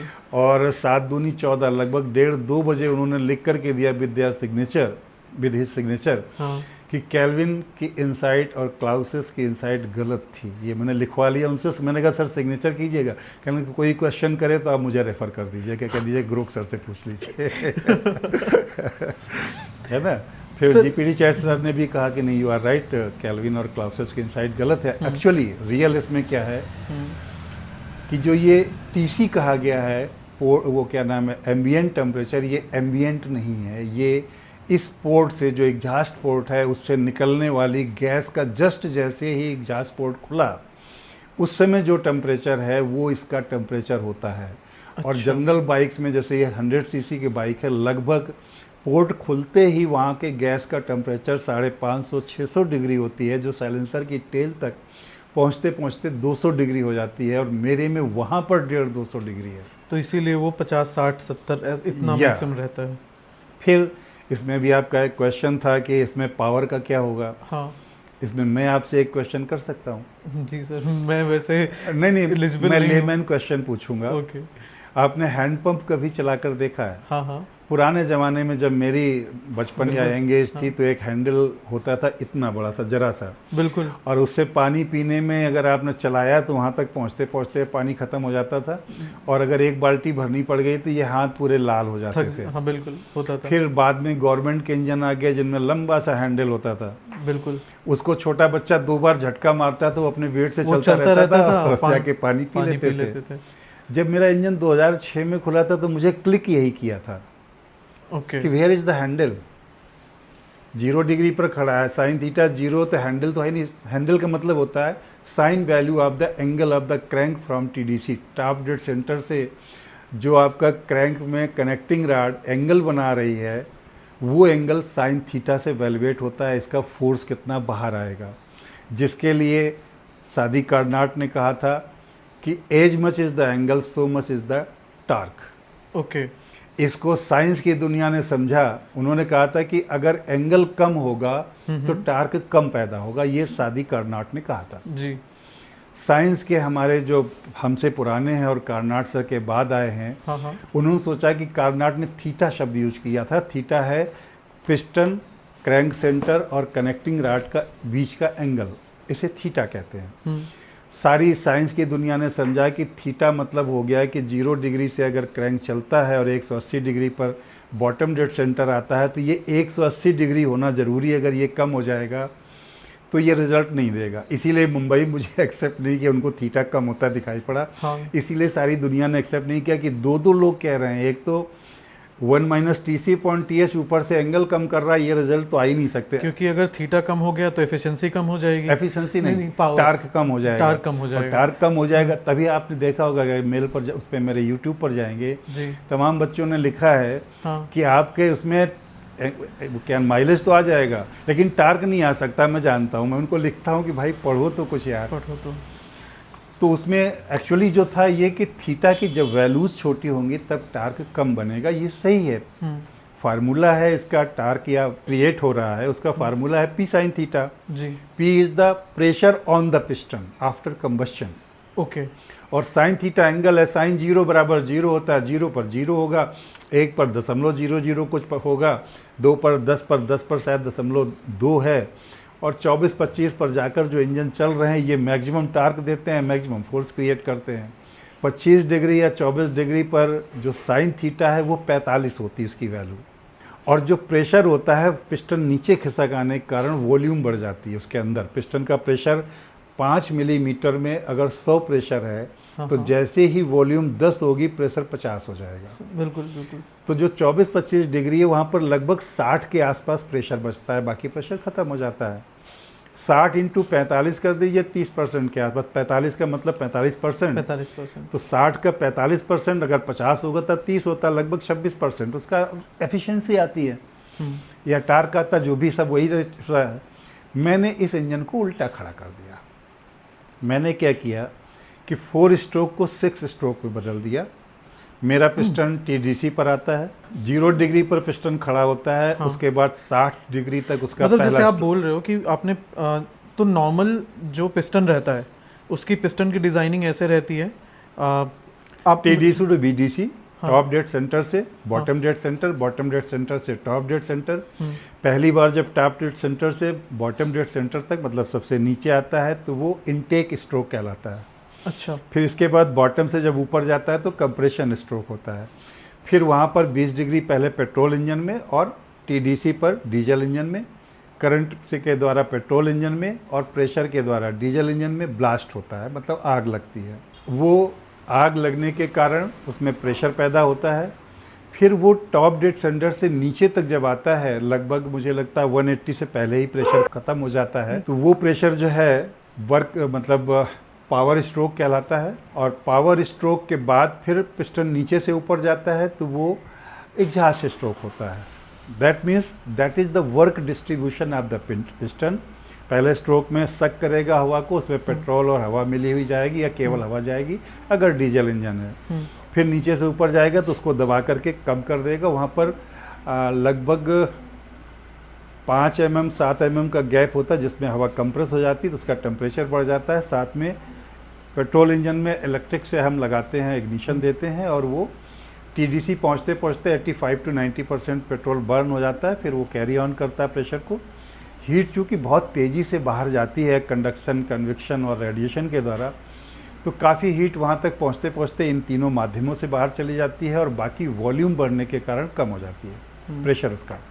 मैंने इसमें 6 स्ट्रोक में वर्क डिस्ट्रीब्यूट किया। पहला जो स्ट्रोक है हमारा वो टीडीसी से 60 डिग्री तक जाता है, जिसमें पिस्टन कोई काम नहीं करता, इंजन नॉर्मल फील करता है, कूल होता है, हल्का सा टेम्परेचर डाउन करने का मौका मिलता है अंदर की हवाओं का, क्योंकि उसमें जो पेट्रोल आएगा इनटेक स्ट्रोक में वो उसके साथ एडजस्ट कर जाएगा। तो पहला स्ट्रोक तो इसमें इनटेक स्ट्रोक होगा जो 60 डिग्री से शुरू होगा और 190 या 210 जाता है, एग्जैक्ट डिग्री अभी मैंने नहीं निकाल के रखी है। फिर वहाँ से ये कंप्रेस करेगा, कंप्रेस होने के बाद इसमें आग लगेगी तो कंप्रेशन स्ट्रोक पूरा हो जाएगा। फिर ये 60 डिग्री तक उस कंप्रेसर को ऑप्टिमाइज करेगा, तो आग लग करके वो प्रेशर मैक्स हो जाएगा। जब 100% प्रेशर होगा तो ये 60 डिग्री पर पहुंचेगा। वहाँ से ये पावर स्ट्रोक शुरू करेगा। तो आपके 3 स्ट्रोक पूरे हो गए, 4 स्ट्रोक पूरे हो गए। फिर पावर स्ट्रोक में ये नीचे जाएगा, तो ये इसका अगला स्ट्रोक पूरा होगा, शायद चौथा अब हुआ, अब गिन लेते हैं किसी बाद में। हाँ, चौथा हुआ।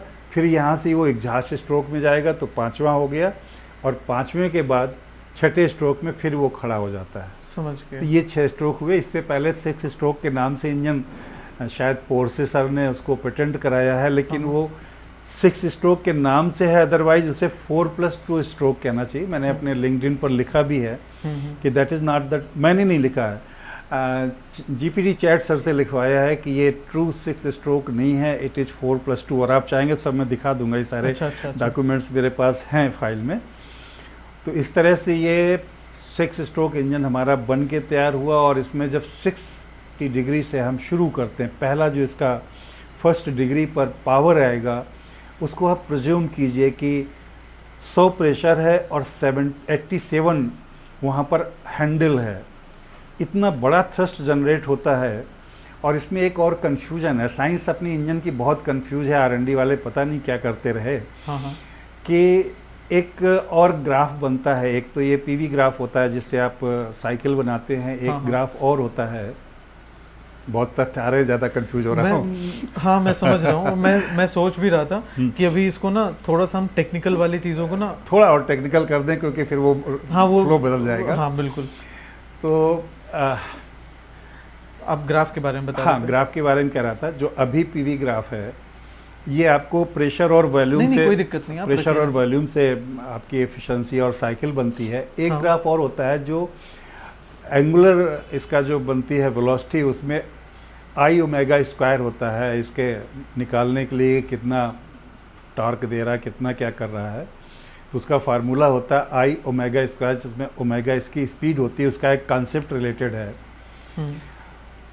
अगर आपने कभी अपनी कार को देखा हो या किसी के देखा हो कि जब वो जाड़े में स्टार्ट नहीं होती है तो धक्का देना पड़ता है। हाँ। इसी से ये फार्मूला रिलेटेड है, जो दूसरा वाला अगर भूल जाऊं तो याद दिला दीजिएगा। अच्छा। तो इसमें जब हम धक्का देते हैं तो एक कल्पना कीजिए, उतने लोग रियल में नहीं जुड़ेंगे, लेकिन एक कल्पना कीजिए कि कार इतनी चौड़ी है कि उसमें लगभग 20-25 लोग लगे हुए हैं, और 20-25 लोगों में 5 साल का बच्चा है, 7 साल का है, 9 का है, 20 तक, ऐसे 2-2 साल, एक साल बढ़ाते जाइए, लगभग 70-80 साल पहुंच जाएंगे। इधर 5, 6, 8, 10 कुछ होंगे। बिल्कुल बिल्कुल। गाड़ी आपकी जैसे मूव करना शुरू करेगी, व्हीकल कोई भी हो, जैसे ही मूव करना शुरू करेगा तो जैसे ही थोड़ी स्पीड पकड़ेगा तो 5 साल बच्चे का स्पीड उससे मैच नहीं करेगा, तो वो हट जाएगा, उसका प्रेशर नहीं लगेगा, भले हाथ रख पाए, हो सकता है पीछे हट जाए। फिर 7 साल का, फिर 9 साल का, फिर 11 साल का, लास्ट स्पीड जहाँ पर वो रियल में पुश कर रहे होंगे, जहाँ स्टार्ट होने वाले होगी व्हीकल, वो मेरी समझ में 18-20 साल से लेकर के 35-40 साल तक के मैक्स लोग होंगे। बाकी सब किसी की सांस धौंकनी बन गई होगी, कोई छूट चुका होगा। बिल्कुल। इससे एक इंसाइट आती है कि दैट मीन्स पावर जितना ज़्यादा होगा उतनी दूर तक आप स्पीड से मैच करा पाएंगे, है ना। बिल्कुल एग्जैक्ट। इसका एक अर्थ निकलता है कि जो हम फार्मूले की बात कर रहे थे उसमें एक क्रिटिकल स्पीड आती है। अभी के जो व्हीकल हैं उसमें क्रिटिकल स्पीड उसे कहते हैं जहाँ पर इंजन बंद हो जाता है। जैसे आप रेसिंग सेट कर रहे हैं, हाँ हाँ, जहाँ इंजन बंद होने लगे उसको क्रिटिकल स्पीड कहते हैं। ये जैसे इंजन रखा हुआ है, इसको अगर थोड़ा सा रेसिंग कम कर दें तो ये क्रिटिकल स्पीड से बिलो हो जाएगा। जिस स्पीड पर ये नॉर्मल आइडल मोड पर खड़े रहते हैं वो क्रिटिकल स्पीड कहलाती है। अच्छा, तो क्रिटिकल स्पीड से पहले उसमें बहुत सा वर्क डन आता है जो पुराने इंजन है, और हमारे वाले में क्रिटिकल स्पीड से ऊपर बहुत ज़्यादा वर्क डन आता है। हमारा इंजन जवान बच्चों को ज़्यादा पैदा करता है और पुराना इंजन छोटे बच्चों को ज़्यादा पैदा करता है। मान लें हमारे साथ पीटी ऊषा जुड़ी हैं 1000, हाँ। और दूसरे वाले इंजन के साथ गली के बच्चे जुड़े, एक आध पीटी ऊषा लगी है तो हमारा इंजन रिजल्ट देगा। बिल्कुल, इसमें जिसको भी डाउट है वो कंफ्यूज है, ही डोंट नो द साइंस। बहुत बढ़िया एग्जाम्पल दिया आपने। ये मैं दे के आया, अभी टेडेक्स गया था ना, अच्छा अच्छा, तो वहाँ मैं ये एग्जाम्पल दे के आया हूँ। तो बेसिकली सर मोटा माटी ये है कि 6 स्ट्रोक जो आपने डिज़ाइन किया है, इससे एक तो फ़ायदा होगा हमें माइलेज में, 3 गुना कम से कम, तो हमें 3 गुना माइलेज में फ़ायदा होगा। पोल्यूशन इसका नेग्लिजिबल है, हाँ। जो आपने बताया। और तीसरा फ़ायदा ड्यूरेबिलिटी, ठीक है। तो सर आपने ये जो आपके पीछे गाड़ी खड़ी हुई है, तो आपने इसको रियल वर्ल्ड टेस्टिंग करी है एक बार मैंने इसको सड़क पर चलाया था 2024 जुलाई में, तो उस समय हमें 176.56 कुछ किलोमीटर पर लीटर का माइलेज मिला था। लेकिन उसमें जब हम इसको 4000 आरपीएम तक ले गए, वो टेस्टिंग इससे कम की थी। तो इसका एक स्प्रिंग इसमें लगे हुए हैं, 2 स्प्रिंग जो रेसिप्रोकेट करते हैं, वो 4000 आरपीएम पर रेसिप्रोकेट नहीं कर पाए, तो 2 पार्ट आपस में टकरा गए और उससे डैमेज आ गया था। फिर उसको बनवाने में चूँकि इसकी R&D बहुत टफ हो जाती है, स्प्रिंग ढूंढना कौन सा लगाया जाए, उस चक्कर में मेरा लगभग 1 साल लग गया। और अगली जुलाई में हमने इसको फिर बना के खड़ा किया। तो उस बार हमने इसको सोचा कि चूँकि हमारी फाइनेंशियल पोजीशन बहुत डाउन हो गई थी, तो मुझे लगा कि अब इसको अगर सड़क पर फिर ले गए और फिर टूट गया तो क्या होगा। तो मैं फ़ंड्स की व्यवस्था कर रहा था कि पहले कुछ फ़ंड्स व्यवस्था कर लूँ इतने के आधार पे। तो उसी समय हमारे एक मित्र आ गए और उन्होंने कुछ ऐसा किया कि पेपर में पहुंच गया और इसको हमने आइडल टेस्टिंग की, दैट मीन्स स्टैंड पर खड़ी करके 2 गाड़ियों की टेस्ट की। इसी साल के मॉडल की हैं, 2017 मॉडल ये है बाइक है, और वो बाइक भी 2017 मॉडल है, 2-4 महीने का अंतर है। और उस बाइक का माइलेज जो आता है खड़ी गाड़ी पर, वो लगभग 50 ml में, जिसमें आप देख रहे होंगे 50 ml के लिए मैंने सीसी टांग रखी है। हाँ हाँ, तो इस सीसी पर पेट्रोल डाल करके जब हम चलाते हैं, उस बाइक को भी इसी विधि से टेस्ट किया, तो उसमें लगभग माइलेज आया था 50 ml में। वो गाड़ी 12 मिनट 28 सेकंड तक चली थी। हो सकता है थोड़ी बहुत गड़बड़ियाँ हों, कुछ आरपीएम के मैचिंग ना हो, तो आप 13 साढ़े 13 मिनट मान सकते हैं, इससे ज़्यादा वो गाड़ी नहीं जाएगी। कोई भी अपने घर में उसे टेस्ट करके देख सकता है। फिर हमने जब अपनी गाड़ी टेस्ट की तो इस गाड़ी का माइलेज आया, अब माइलेज क्या कह सकते हैं, टाइम केवल देख रहे थे हम लोग, तो ये 50 ml में 35 मिनट तक चली। अच्छा। और इसका बोर नया था, मुझे लगता है कि इससे भी ज़्यादा ये चलती 50 ml में, लेकिन इसलिए नहीं चली क्योंकि बोर नया था, पिस्टन गर्म होकर थोड़ा सा फूल रहा था तो पकड़ लेता, वो रवा करना कहते हैं जिसको। हाँ हाँ, और फिर हमने एआई का यूज़ किया, उनसे पूछा तो उन्होंने ये बताया कि नहीं, अगर एक ही मॉडल है, एक ही कंडीशन है, एक ही साथ टेस्ट कर रहे हैं आप, मतलब एम्बिएंट टेम्परेचर भी वही हो, तो रिजल्ट अगर जो आएंगे तो वो दोनों सड़क पर भी सेम कंडीशन में पैरेलल आएंगे। अच्छा। मैंने ये मान लिया कि मान लीजिए 10-5 किलोमीटर का इधर उधर हो जाएगा, टेम्परेचर 20 डिग्री से 18 डिग्री हो गया, 25 डिग्री हो गया। हाँ। तो इसलिए मैंने स्टैंड बाई मोड पर खड़ा किया, दोनों को टेस्ट किया, और उनमें जो फ़र्क आया तो 12 को 3 से मल्टीप्लाई कर दे तो 36 होता है, 13 मान लीजिए तो 39 होता है। और अगर मेरी गाड़ी उसके बाद फिर कभी टेस्ट होती तो 39-40 मिनट आती।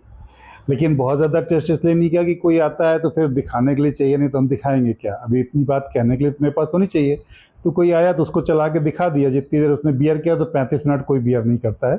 वो चाहते तो आप चला के स्टार्ट करके दिखा दीजिए, क्योंकि जो वीडियो बनी है वो खुली बनी है, उसमें बीच में हमने उसको टच भी नहीं किया है, तो लोग मानते हैं सब जगह दिखाया, जैसे इसकी ये सीट वगैरह निकली रखी है। हाँ हाँ, कुछ नहीं लगाते हैं हम, ताकि आप ये ना सोचें कि हमने कहीं से मिला रखा। तो ये 35 मिनट बेस्ट गया है अभी तक का जो टेस्ट किया, उसके बाद फिर कभी टेस्टिंग होगी तो कर लेंगे, यही हमने किया है। तो अभी आपकी टेस्टिंग में इसका जो एवरेज निकल के आया है वो लगभग 170 से ऊपर है। हाँ हाँ, सड़क पे 176 है, और उसमें जो टेस्टिंग की है वो चूँकि उसके बाद दोबारा हमने बनाया, उसमें थोड़ी बहुत इंजीनियरिंग प्रॉब्लम रही जाती, क्योंकि मैं उतना एक्सपर्ट नहीं हूँ। ये मेरा मानना है कि ये मिनिमम 200 या उससे ज़्यादा का माइलेज देना चाहिए, 176 हमने देखा है। बहुत सही। इसमें कार्बन मोनोऑक्साइड नहीं बनती है, बंद कमरे में टेस्ट करता हूँ, हाँ हाँ। आंखों में कोई बर्निंग नहीं होती है, साइलेंसर पे उल्टा हाथ रख देता हूँ, दैट मीन्स धुआं बहुत कम गर्म होता है। और उसके कारण हमने केल्विन और क्लाउसिस की जो फिलॉसफी थी, जो इंसाइट थी इसमें कि TC is ambient temperature in the formula of efficiency calculation 1 - TC/TH, वो आज गलत सिद्ध हो चुका है। मैंने आपको एक कागज़ भी दिखाया जिसमें हाँ हाँ। ब्रोक सर ने अपने सिग्नेचर करके दिए हैं। मैं उनको सर कहता हूँ, बहुत जल्दी गुस्सा हो जाते हैं। 7 घंटे की गुस्सा के बाद उन्होंने माना कि नहीं मैं सही हूँ, वो गलत है, नहीं तो वो मुझे गलत सिद्ध कर रहे थे।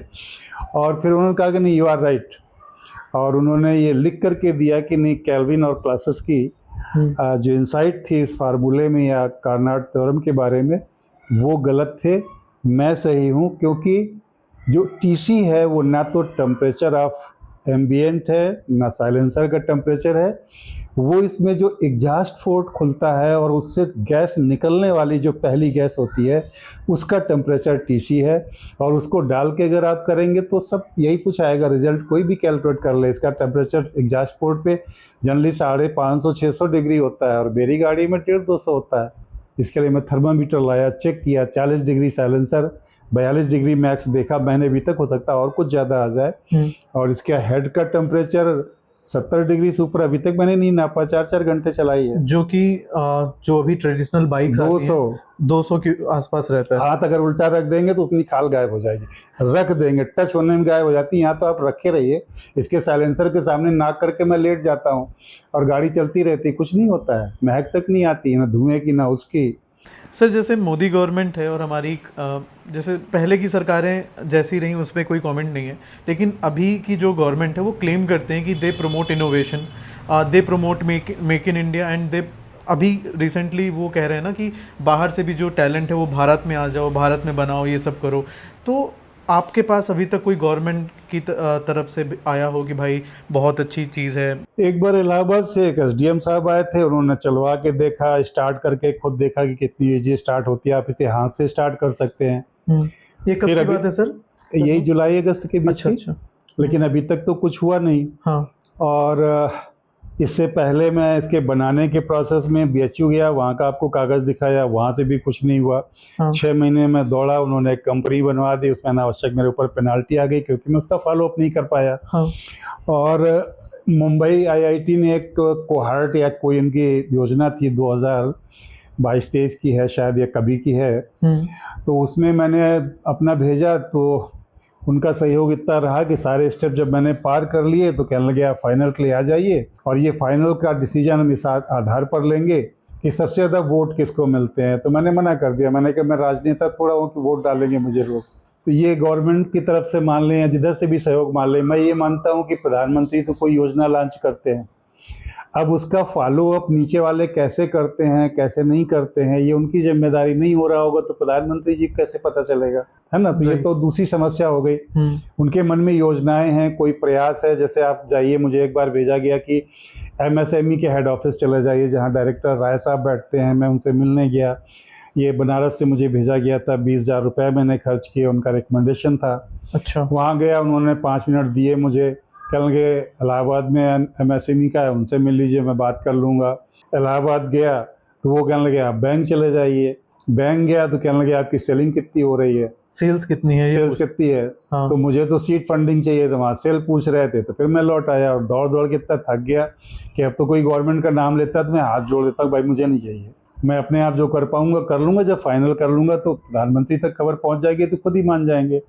अभी इसकी एक प्रॉब्लम है एक्चुअली, जो लोग मना करते हैं साथ नहीं चलते, आप चाहें तो उसको हम शेयर कर सकते हैं। बताइए सर। इसमें वही जो फार्मूला आपको बताया कि 1 - TC/TH इसके एफिशिएंसी नापने का फार्मूला है, और दुनिया के जितने R&D वाले हैं, हाँ, पूरे विश्व की बात कर रहा हूँ मैं, क्योंकि मैंने इसके लिए general Motors America, imperial college London और जर्मनी के एक कंपनी है उनको लिखा कि मेरे पास ये टेक्निक है और मैं इसके बारे में श्योर हूँ। मैंने ये प्रोटोटाइप बना लिया जो मुझे 20 और 137 के 2 रिजल्ट मिल चुके थे। 2-to-1 ने टेस्ट की थी, 156 का रिजल्ट आया था, लेकिन उस समय फ्यूल मेजरमेंट अलग से नहीं लगाया था, टंकी में डाला गया था। तो मैं मानता हूँ कि उसमें कुछ नापने तौलने में कुछ गलती हो सकती है। लेकिन 120 मैंने सड़क पे बहुत बार टेस्ट किया, 45 की कांस्टेंट स्पीड 40-45 के बीच में, और एक सिंगल बंदा ड्राइव करता था। तो जब सबने मना कर दिया तो फिर ये हुआ कि मुझे बनाना चाहिए। तो उनके सबके मना करने का कारण ये है कि वो कार्नाट को दुनिया का भगवान मानते हैं, और उनका मानना है कि 1 - TCA/TH में अनटिल एंड अनलेस ये टेम्परेचर जीरो नहीं हो जाएगा, क्योंकि केल्विन सर ने 1854 में कहा था कि TC इज एम्बिएंट टेम्परेचर। तो लोगों ने मान लिया कि एम्बिएंट टेम्परेचर जीरो हो नहीं सकता है, इसका मतलब ये गौर कर ही नहीं सकता, ये झूठ बोल रहा है। हाँ फिर मैंने उसको सिद्ध करके दिखाया भी, जो आपको बताया कि साइलेंसर उल्टा छू लीजिए, बिल्कुल। वो TC पोर्ट टेम्परेचर है, ना कि एम्बिएंट टेम्परेचर। और ये ग्रोक सर ने आपको दिखाया, कागज लिख के दिया, वो इंसाइट गलत थी। तो आप कहना चाह रहे हैं कि गवर्नमेंट हो या फिर प्राइवेट इंस्टीट्यूट्स हो, कहीं किसी ने भी इंटरेस्ट नहीं दिखाया, जस्ट बिकॉज क्योंकि वो जो गॉड ऑफ ऑटोमोबाइल उनके अगेंस्ट, उनके लॉ के अगेंस्ट नहीं जाना चाहते, और वो समझ ही नहीं रख पा रहे इस चीज़ को, डिकोड नहीं कर पा रहे बेसिकली। नहीं, बिल्कुल नहीं। एक कंपनी ने काम करने के लिए बुलाया भी, मेरे 3 साल खराब किए, और वहाँ पर एक ही काम होता रहा कि किसी तरह जो पार्ट पेटेंट नहीं हो उनको मिल जाए और इनको आउट कर दिया जाए। 3 साल मेरे खराब कर दिए। पंजाब की एक कंपनी थी, वो बनाती है डीजल के तमाम चीज़ें, एग्रीकल्चर से संबंधित भी हैं, उसमें एग्रीकल्चर पे ही ज़्यादा उनका काम है। लेकिन उनके यहाँ रोज़ यही होता था कि आज ये चीटिंग कर लो, आज कंप्यूटर सेटिंग कर लो, आज इंजन में कोई पार्ट गड़बड़ कर दो। मैं रोज़ पकड़ता था, रोज़ नई टेस्टिंग होती थी। फिर एक बंदा उनका कहा कि सर आप लोग क्यों परेशान हैं, यहाँ तो ऊपर से आदेश आते हैं। एक दिन रिजल्ट 32% आ गए। उनके बंदे ने कहा कि मुझे मिठाई खिलाइए। मंगाइए सर मिठाई। मैंने मिठाई के लिए पैसे निकालना शुरू किए। एक बंदा बाहर से आया, क्या टेस्टिंग किए, देखें क्या रिजल्ट, अंदर जाकर कुछ सेटिंग की, जो 32% प्लस थे वो -32% हो गए। मैंने आकर के घर में प्रोटोटाइप डेवलप किया, डीजल का बाहर रखा है। उसमें रिजल्ट मैंने पाया 20% 30% के बीच में फ्लक्चुएशन होते। मेरे पास टेस्ट बेड नहीं है।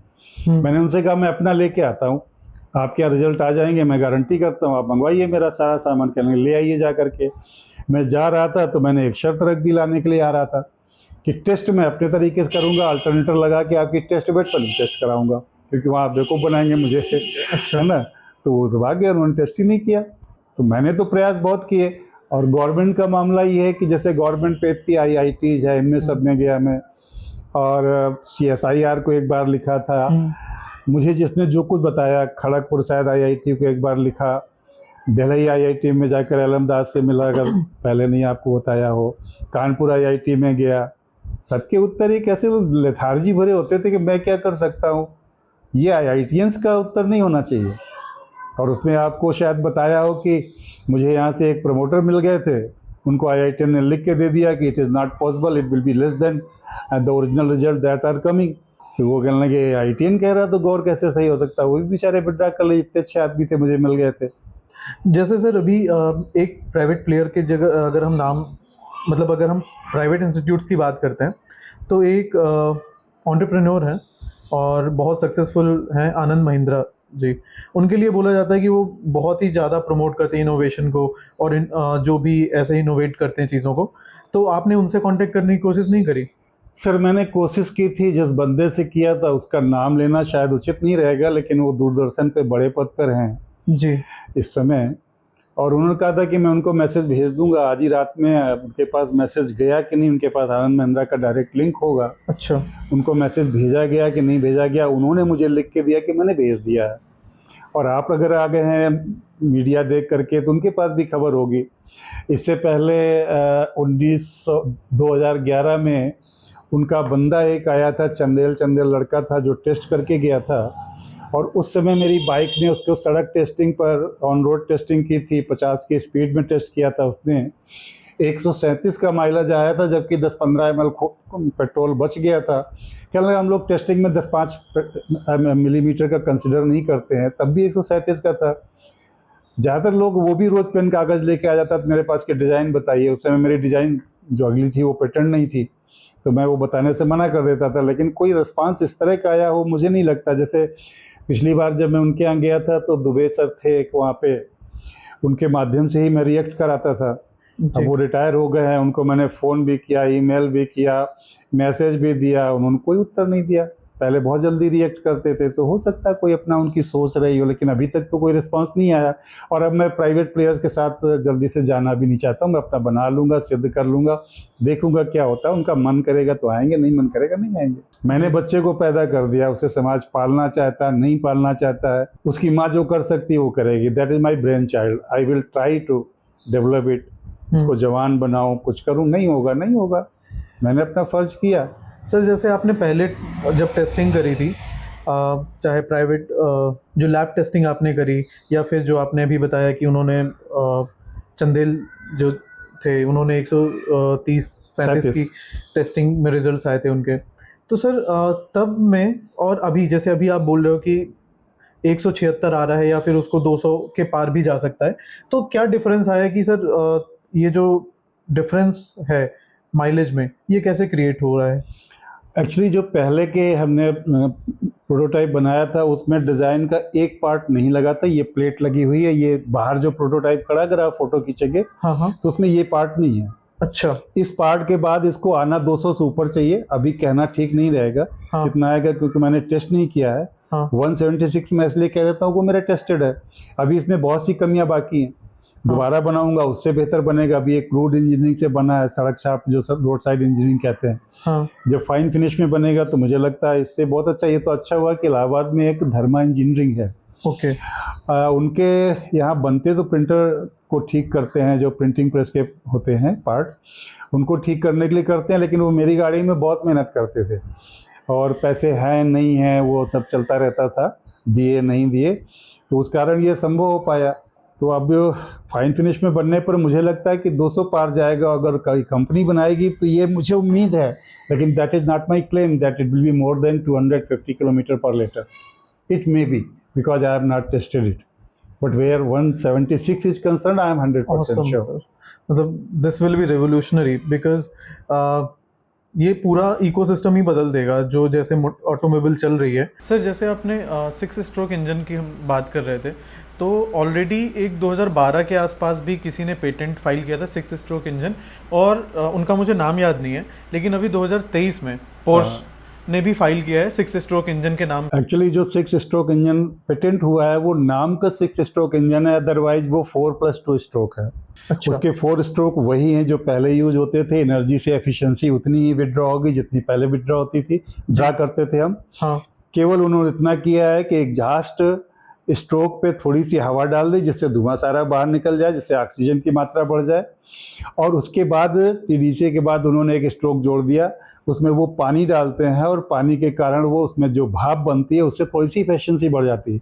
बट आई डोंट थिंक कि वो 10% से ज़्यादा मार्जिन दे रहे होंगे, वो भी नकली, क्योंकि फ्यूल की जो एनर्जी कंटेंट निकालते थे वो उतना ही परसेंट रहेगा। यही इंजन है, यही कंटेंट है, केवल भाप बना के जो एनर्जी ले पाएंगे, और पानी डालेंगे तो इंजन में कुछ ना कुछ मुझे उम्मीद है कि वाष्प जाएगी। पानी में लोहा लगा होता है, हो सकता है कि जब आप बंद करें गाड़ी तो उसमें नमी रह जाए और आपके इंजन को डैमेज कर दे। तो वो 4+2 स्ट्रोक है, ये 6 स्ट्रोक है, क्योंकि इसमें work distribution of the piston है। हमने पिस्टन को 6 हिस्सों में चलाया है। हाँ। जिसमें वो 2 बार 0 से 60 चलता है, एक स्ट्रोक 60 से 210 चलता है, 2 स्ट्रोक 210 से फिर टीडीसी आता है, तीसरा स्ट्रोक टीडीसी से फिर 60 तक चलता है, चौथा स्ट्रोक 60 से फिर पावर स्ट्रोक लेता है 210 गुना, पांचवा स्ट्रोक, और फिर धुआं निकालता है, छठा स्ट्रोक। अच्छा। तो हमारे 6 स्ट्रोक, एक ही पिस्टन, एक ही क्रैंक, सेम इंजन, आप देख रहे हैं सामने खड़ा है, इसमें कोई अलग से चीज़ नहीं लगी हुई है। बल्कि ये जो रिजल्ट आया इसमें एक टर्बो चार्जर नाम की कोई चीज़ लगी थी जो साइलेंसर से धुआं लेकर के उसका कुछ फ्यूल या जो भी गर्म हवा निकालते हैं उसको कार्बोरेटर में डालते थे। गर्मी पहले से होती थी, फ्यूल अच्छा वेपरेट करता होगा, उससे कुछ उन्हें फ़ायदा मिला होगा, 1-2%, 4% जो भी कहते हो, मुझे इतना विश्वास नहीं था। फिर मैंने सोचा कि मैं जो रिजल्ट दूंगा वो 1873 के इंजन पे दूंगा, या 1925 में जब पेट्रोल इंजन आया था उससे कंपेयर करूंगा। तो ये वो खड़ा हुआ है, इसमें प्योर 6 स्ट्रोक है, इसमें कहीं कोई मिलावट नहीं है। आप चाहें तो सब हटा के देख लें, इसमें कहीं कोई आपको ऐसी चीज़ नहीं मिलेगी जिससे आपको शंका पैदा हो। और उनके पोर्शे के इंजन में जो उन्होंने 4+2 स्ट्रोक, वो 4+2 है, और उसमें पॉल्यूशन सेम रहेगा, पोल्यूशन वो कम कर ही नहीं सकते हैं। वो पोल्यूशन नहीं कम कर नहीं, सकता। 100% नहीं कम करेंगे। या तो मुझसे बहस कराइए, आपके परिचित हो तो मुझे फोन पे बात कराइए। एक बंदा भी आया था सुल्तानपुर में, उसने कहा मेरे पोरसे वाले में कई लोग परिचित है, मैं बात कराऊंगा, अच्छा, लेकिन अभी तक फोन नहीं आया। मैं तो लिख के दे देता हूँ कि भाई दैट कैन नॉट बी।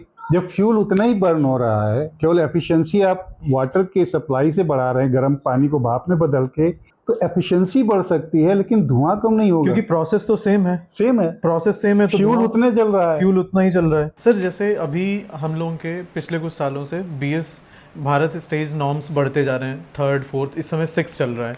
तो ये जो इंजन है, ये जो टेक्नोलॉजी है, तो ये BS6 या किस स्टैंडर्ड को फॉलो करेगा? दुनिया में जो स्टैंडर्ड चल रहा है BS6, या यूरोप में शायद BS11 या BS12 चल रहा है।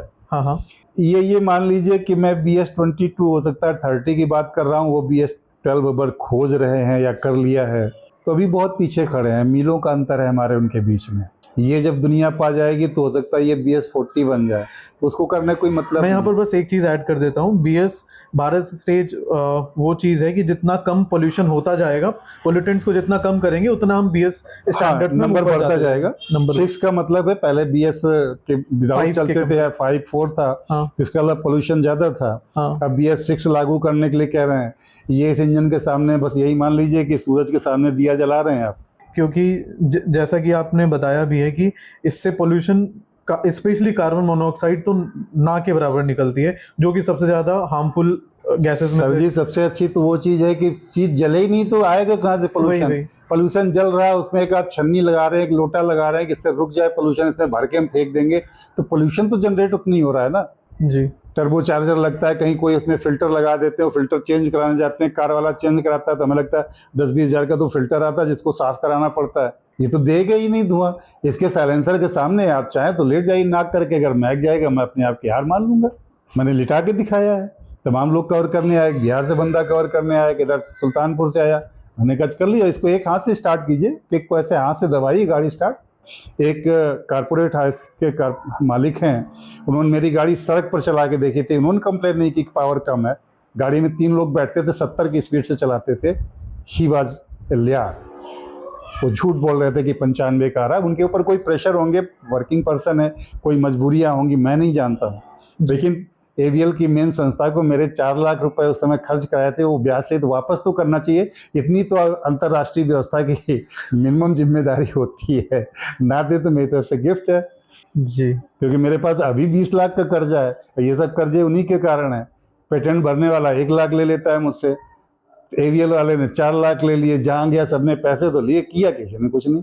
वैसे अक्सर सर होता है क्या है कि जब कोई आउट ऑफ द वे जा करके सोचता है करता है, तो उसको फिर धमकियां वगैरह भी बहुत आती हैं। तो ऐसा कोई सीन तो नहीं है? नहीं, अभी तो मोदी सर की गवर्नमेंट है, तो मुझे धमकी देने वाला खुद ही जेल पहुंच जाएगा। उसमें भी योगी सर के राज में बैठा हूँ, यहाँ तो वो बुलडोजर लेके पहुंच जाएंगे वहां। धमकी मुझे देने कौन हिम्मत जुटा सकता है? योगी सर तक पहुंचने में लखनऊ तो जाना पड़ेगा, जाके रोने लगूंगा उनके चौराहे के सामने। तो योगी सर मिल जाएंगे तब कौन मुझे धमकी दे देगा? मैं नहीं मानता हूँ मुझे कोई धमकी दे सकता है। और देना चाहे तो देखे योगी सर से बात कर लूंगा मैं जाकर के। पैरे तो छूने पड़ेंगे सर के कि सर देखिए बचाइए मुझे। उनके यूपी में अगर योगी सर हैं तो उनकी मैं कुछ ना कुछ इज्जत अफजाई कर रहा हूँ। मैं कोई गलत काम तो नहीं कर रहा हूँ। बिल्कुल। और जो गलत करेगा तो बुलडोजर राज है यहाँ पे, किसी की हिम्मत। ऑल्दो इस चीज़ का आप आंसर कर चुके हैं, लेकिन मैं फिर भी क्लैरिटी के लिए पूछना चाहता हूँ। आपने ये जब इस टाइम पे इतनी प्रॉब्लम्स आई हैं, सारे आपके पास ऑफर्स भी आए होंगे कि बेच दो आप ये पेटेंट डिज़ाइन या कंपनी जो भी आपने बनाई हुई है, तो आपने इस ऑप्शन को कंसीडर क्यों नहीं किया? लाइक सर जी, कंपनी खरीदने की बात कहीं से नहीं आई। जब मैं फ्रस्ट्रेट हो रहा था 2013 के आसपास, मेरे पास फाइनेंस नहीं थे, कोई मिल नहीं रहा था, फिर मुझे एक फाइनेंसर मिल गए थे। तो उस समय जब मैंने मुंबई IIT में किसी ने लिंकअप कराया कहीं से, वहाँ कौन था क्या था मैं नहीं जानता, मुझे बहुत याद भी नहीं है जी। तो उन्होंने मुझसे पूछा इससे का क्या लेंगे, तो मैंने कहा 10,000 करोड़। तो दोबारा उन्होंने आज तक फ़ोन ही नहीं किया मुझे। फिर मैं जो पंजाब की कंपनी में गया था बात करने, उन्होंने ऑफर किया कि 1 टाइम हम लोग सेटलमेंट कर लेते हैं, आप वो बेचेंगे 1 टाइम टेक्निक। मैंने कहा बेच दूंगा। तो कहने लगा कितना लेंगे, तो मैंने कहा कि जोड़ के तो मैं एग्जैक्ट नहीं बता सकता, कैलकुलेटर नहीं मेरे पास, लेकिन 1960-62 में एक रैंकल इंजन पर डील हुई थी जिसमें $640 मिलियन की हुई थी जी। आप जोड़ लीजिए, देखिए आपकी कंपनी इतनी वैल्यू दे पाएगी कि नहीं। तो उन्होंने दोबारा मुझसे बात ही नहीं की। और इसमें एक बात मैं अपनी तरफ से जोड़ना चाहता हूं कि इस गाड़ी का, चूंकि दुनिया ने अभी एक एंगल से नहीं सोचा है, एक इंजन की क्रिटिकल स्पीड होती है जी। अगर इस पे आपसे पहले ना बताया हो, रिकॉर्डिंग ना हो, तो क्रिटिकल स्पीड से नीचे जो वर्क डन होता है, जो इंजन ताकत पैदा करता है, वो बेकार चली जाती है। जी। क्रिटिकल स्पीड से जो ऊपर ताकत होती है आई ओमेगा स्क्वायर फार्मूला में, वो आपको माइलेज देती है। हमारे इंजन में क्रिटिकल स्पीड से ऊपर, ये मान लीजिए पीटी उषा टाइप का वर्क डन जो है बड़ी मात्रा में, या आप जो बड़े बड़े पहलवान है, क्या नाम बड़े पहलवान साहब का, खली। हाँ खली साहब के, हाँ। वो वर्क डन ज़्यादा मात्रा में बनते हैं, और जो बच्चे 5-5 साल 6-6 साल के हैं जो पुराने इंजन में बनते हैं जी। वो हमारे में कम मिलते हैं। इसलिए इसमें इंजन का मेन कॉन्सेप्ट फ्लाई व्हील से चलता है। अगर वो 4 सिलेंडर इंजन है तो भी फ्लाई व्हील मेन काम करता है। जी। जिन डिग्री पर इंजन पावर नहीं देता है वहाँ पर फ्लाई व्हील कवरेज देता है। बड़ी गाड़ियों में फ्लाई व्हील प्लस क्रैंक 3-4 करके उसको कवर किया जाता है। हमारे इंजन क्रैंक को इतनी, फ्लाई व्हील को इतनी ताकत दे देता है कि अगर इसमें मेरा अपना विश्वास है फाइन फिनिश बन जाए और आप बाइक का एक्सीटर ले लें तो ये घूम के उल्टा खड़ी हो जाएगी, गद्दी नीचे हो जाएगी, पहिए ऊपर हो जाएंगे। इसमें पावर भी उतने गुना ही मल्टीप्लाई करेगा, लगभग उससे ज़्यादा हो जाए तो मैं नहीं जानता हूँ, क्योंकि अभी वो टेस्टिंग टूल्स मेरे पास नहीं है जी। कि जितना इसका माइलेज बढ़ेगा, लगभग 3 गुना से 4 गुना के बीच में पावर और 3 गुना से 4 गुना के बीच में इसका माइलेज आना चाहिए। प्रैक्टिकली अभी तक 3 गुने के आसपास मैं पहुंचा हूं। जो गाड़ी में बनाया है ये हाईवे कंडीशन में मुझे लगता है कि 70 के आसपास एवरेज देती होगी। 176 पहुंच गए हैं तो 200 में मान के चलता हूं कि पहुंच जाएंगे जब फाइन फिनिश हो जाएगा। अभी बहुत सी प्रॉब्लम है। और एक इसकी ब्यूटी और है इस इंजन की, ज़्यादातर डीजल इंजन का जो कंप्रेशन रेशियो होता है वो 17 से 25 के बीच में होता है। पेट्रोल में इसलिए नहीं कर सकते हैं कि उससे पहले नॉकिंग प्रॉब्लम आ जाती है, उल्टा स्टार्ट हो जाता है या उल्टा मार देता है। इस इंजन को आप अगर कर सकते हैं, बाकी मैकेनिज्म की मैं जिम्मेदारी नहीं लेता हूँ जी। लेकिन 25 की जगह 70 भी कर सकते हैं। अगर वो स्टार्ट हो सकता है तो 70 कंप्रेशन रेशियो पर नॉर्मल वे से चलेगा।